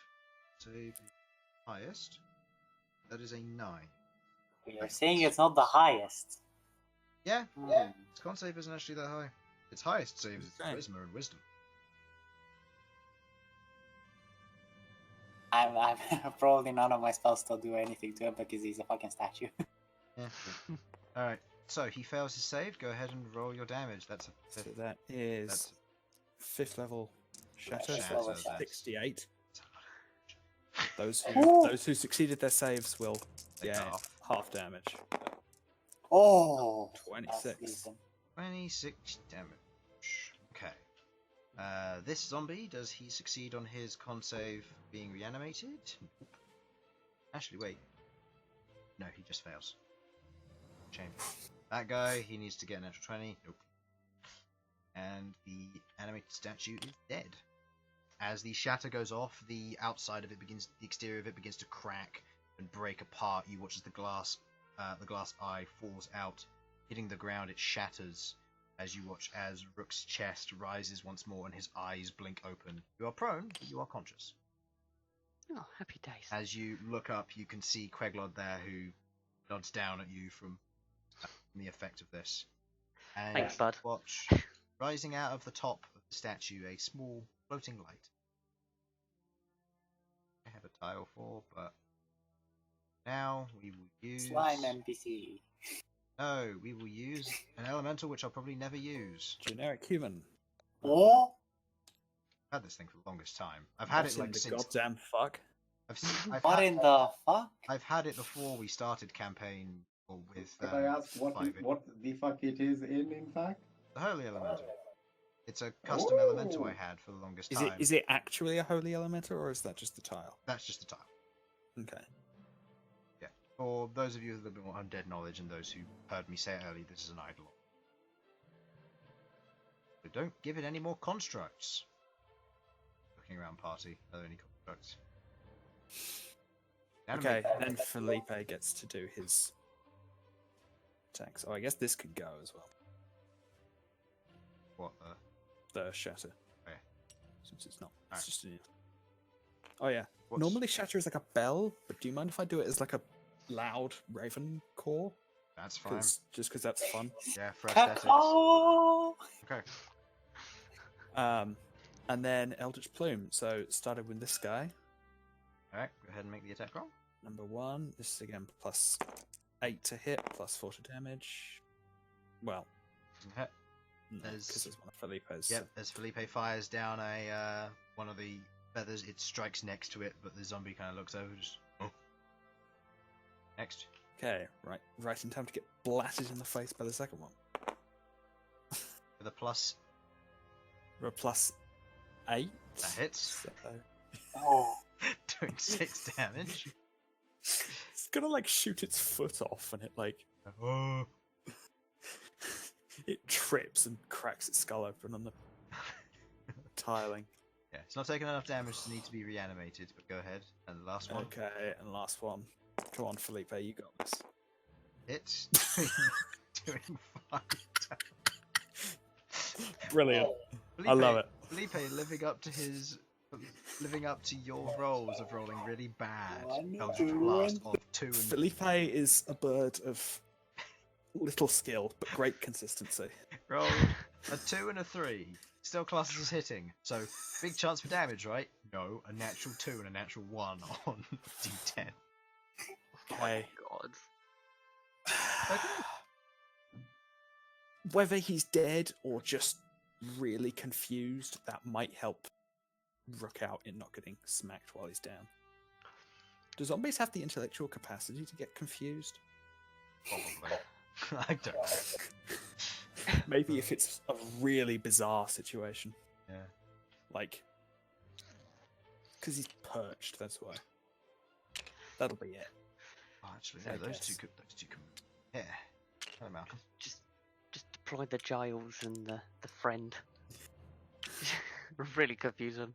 Alright, 2 attacks versus you, Rook. They have advantage, but crits don't matter. That's a miss. Next one for him, that is a 20 to hit. That misses, right? Yep. So not that. That's a miss as well. And, oh, that's a hit. Hooray, 24. You take... This is non-magical damage, so you take 5, reduced to 2 damage. oh no. Get slapped. He's dead, guys. Get slapped by a zombie. He's just... the 2 is just the moist flesh that is left on the hand face. It's like, I'm horrified by this. Okay, let's see. The one's attacking you, Malcolm? Nope. Nope. Nope. They miss all their attacks. And one's versus you, Sasha. Oh, yay. Hey, 1 hit, I think. 23 to hit. Yeah, that'll do it. And the next dice is a 19. So you take 6 points of bludgeoning damage from the zombie. Oh, It slaps you. what a princely sum of damage. Oh no, however shall I Right. survive? End of the zombies there. That one skeleton. It's gonna draw a short sword. Oh no. Can we just massacre them? No, it doesn't hit. You just massacre them. You will in a moment. Don't worry. I just want to see Oh yeah, the I Iron Long can escape. 'Cause if it can, then that's important. If it can't, then... Oh. You can kill that thing. Bern, your turn. Well, actually, no, it's Elsyan's turn. Elsyan, seeing the Eidolon, is going Oh to boy. Kamehameha, loose. Hammer of Inquisition, that thing. 7 side points. Let loose. What's real bad is I realize I could quite easily just kill Rook right now. No, you can't. No, I know a way to do it. It's real bad. Eidolon... Hey, Eidolon succeeded its save. Dare you? Nice. The Eidolon still takes half damage. It takes half of 34, it takes 17 points of damage. I'm not gonna, I'm just gonna say it's possible. Okay, 17 points of damage. Oh, that's bad. That's bad for who? It's almost bloodied. Oh no. Alright, Bern, your turn. Yeah, he's attacking it. What do you mean? Make your attack roll. Please, for the love of... Roll a 1. Roll a 1. Roll a 1. Hits. Okay.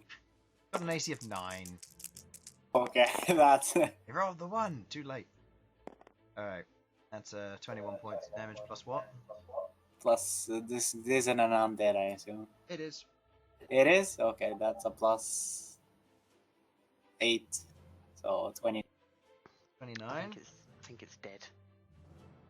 It's bloodied. I'll tell you that much. Well, I have one more attack. Yeah, sure. Half lucky, Chris. I'm lucky. Does it hit? Are you luckying? Plus 13. Are you luckying? What was my previous thing? You're luckying. I think he You said said got his an AC AC of was 9. 9, so no. Shouldn't have given that detail away. And Okay. 17 hit points. So, Oh. as the spear pierces the Eidolon. Alrighty then. Soon. I will The say... Eidolon does not draw blood. No, it doesn't. No. Okay. I will say, for the sake of brevity, You massacre. finish off the rest of these zombies. And I'm just gonna make one attack roll versus Rook and Sasha to see if they get one final hit in. Nope. No. 2 of them attempt to slap Sasha and Rook to death. Fail. The remainder of the zombies are picked off and destroyed as you are now left in the courtyard. A lot of noise was made, and you can see crows are circling up ahead, above you. But they are keeping their distance. They are making quite a lot of noise, though. And you can see that there doesn't seem to be any sign of life from the fortress. That is where we will end our session. So, thank you for watching. Hopefully you enjoyed. Sorry we ran on a little bit. And fuck BT. Hey, Thank you. Mhm. Bye. bye. Bye.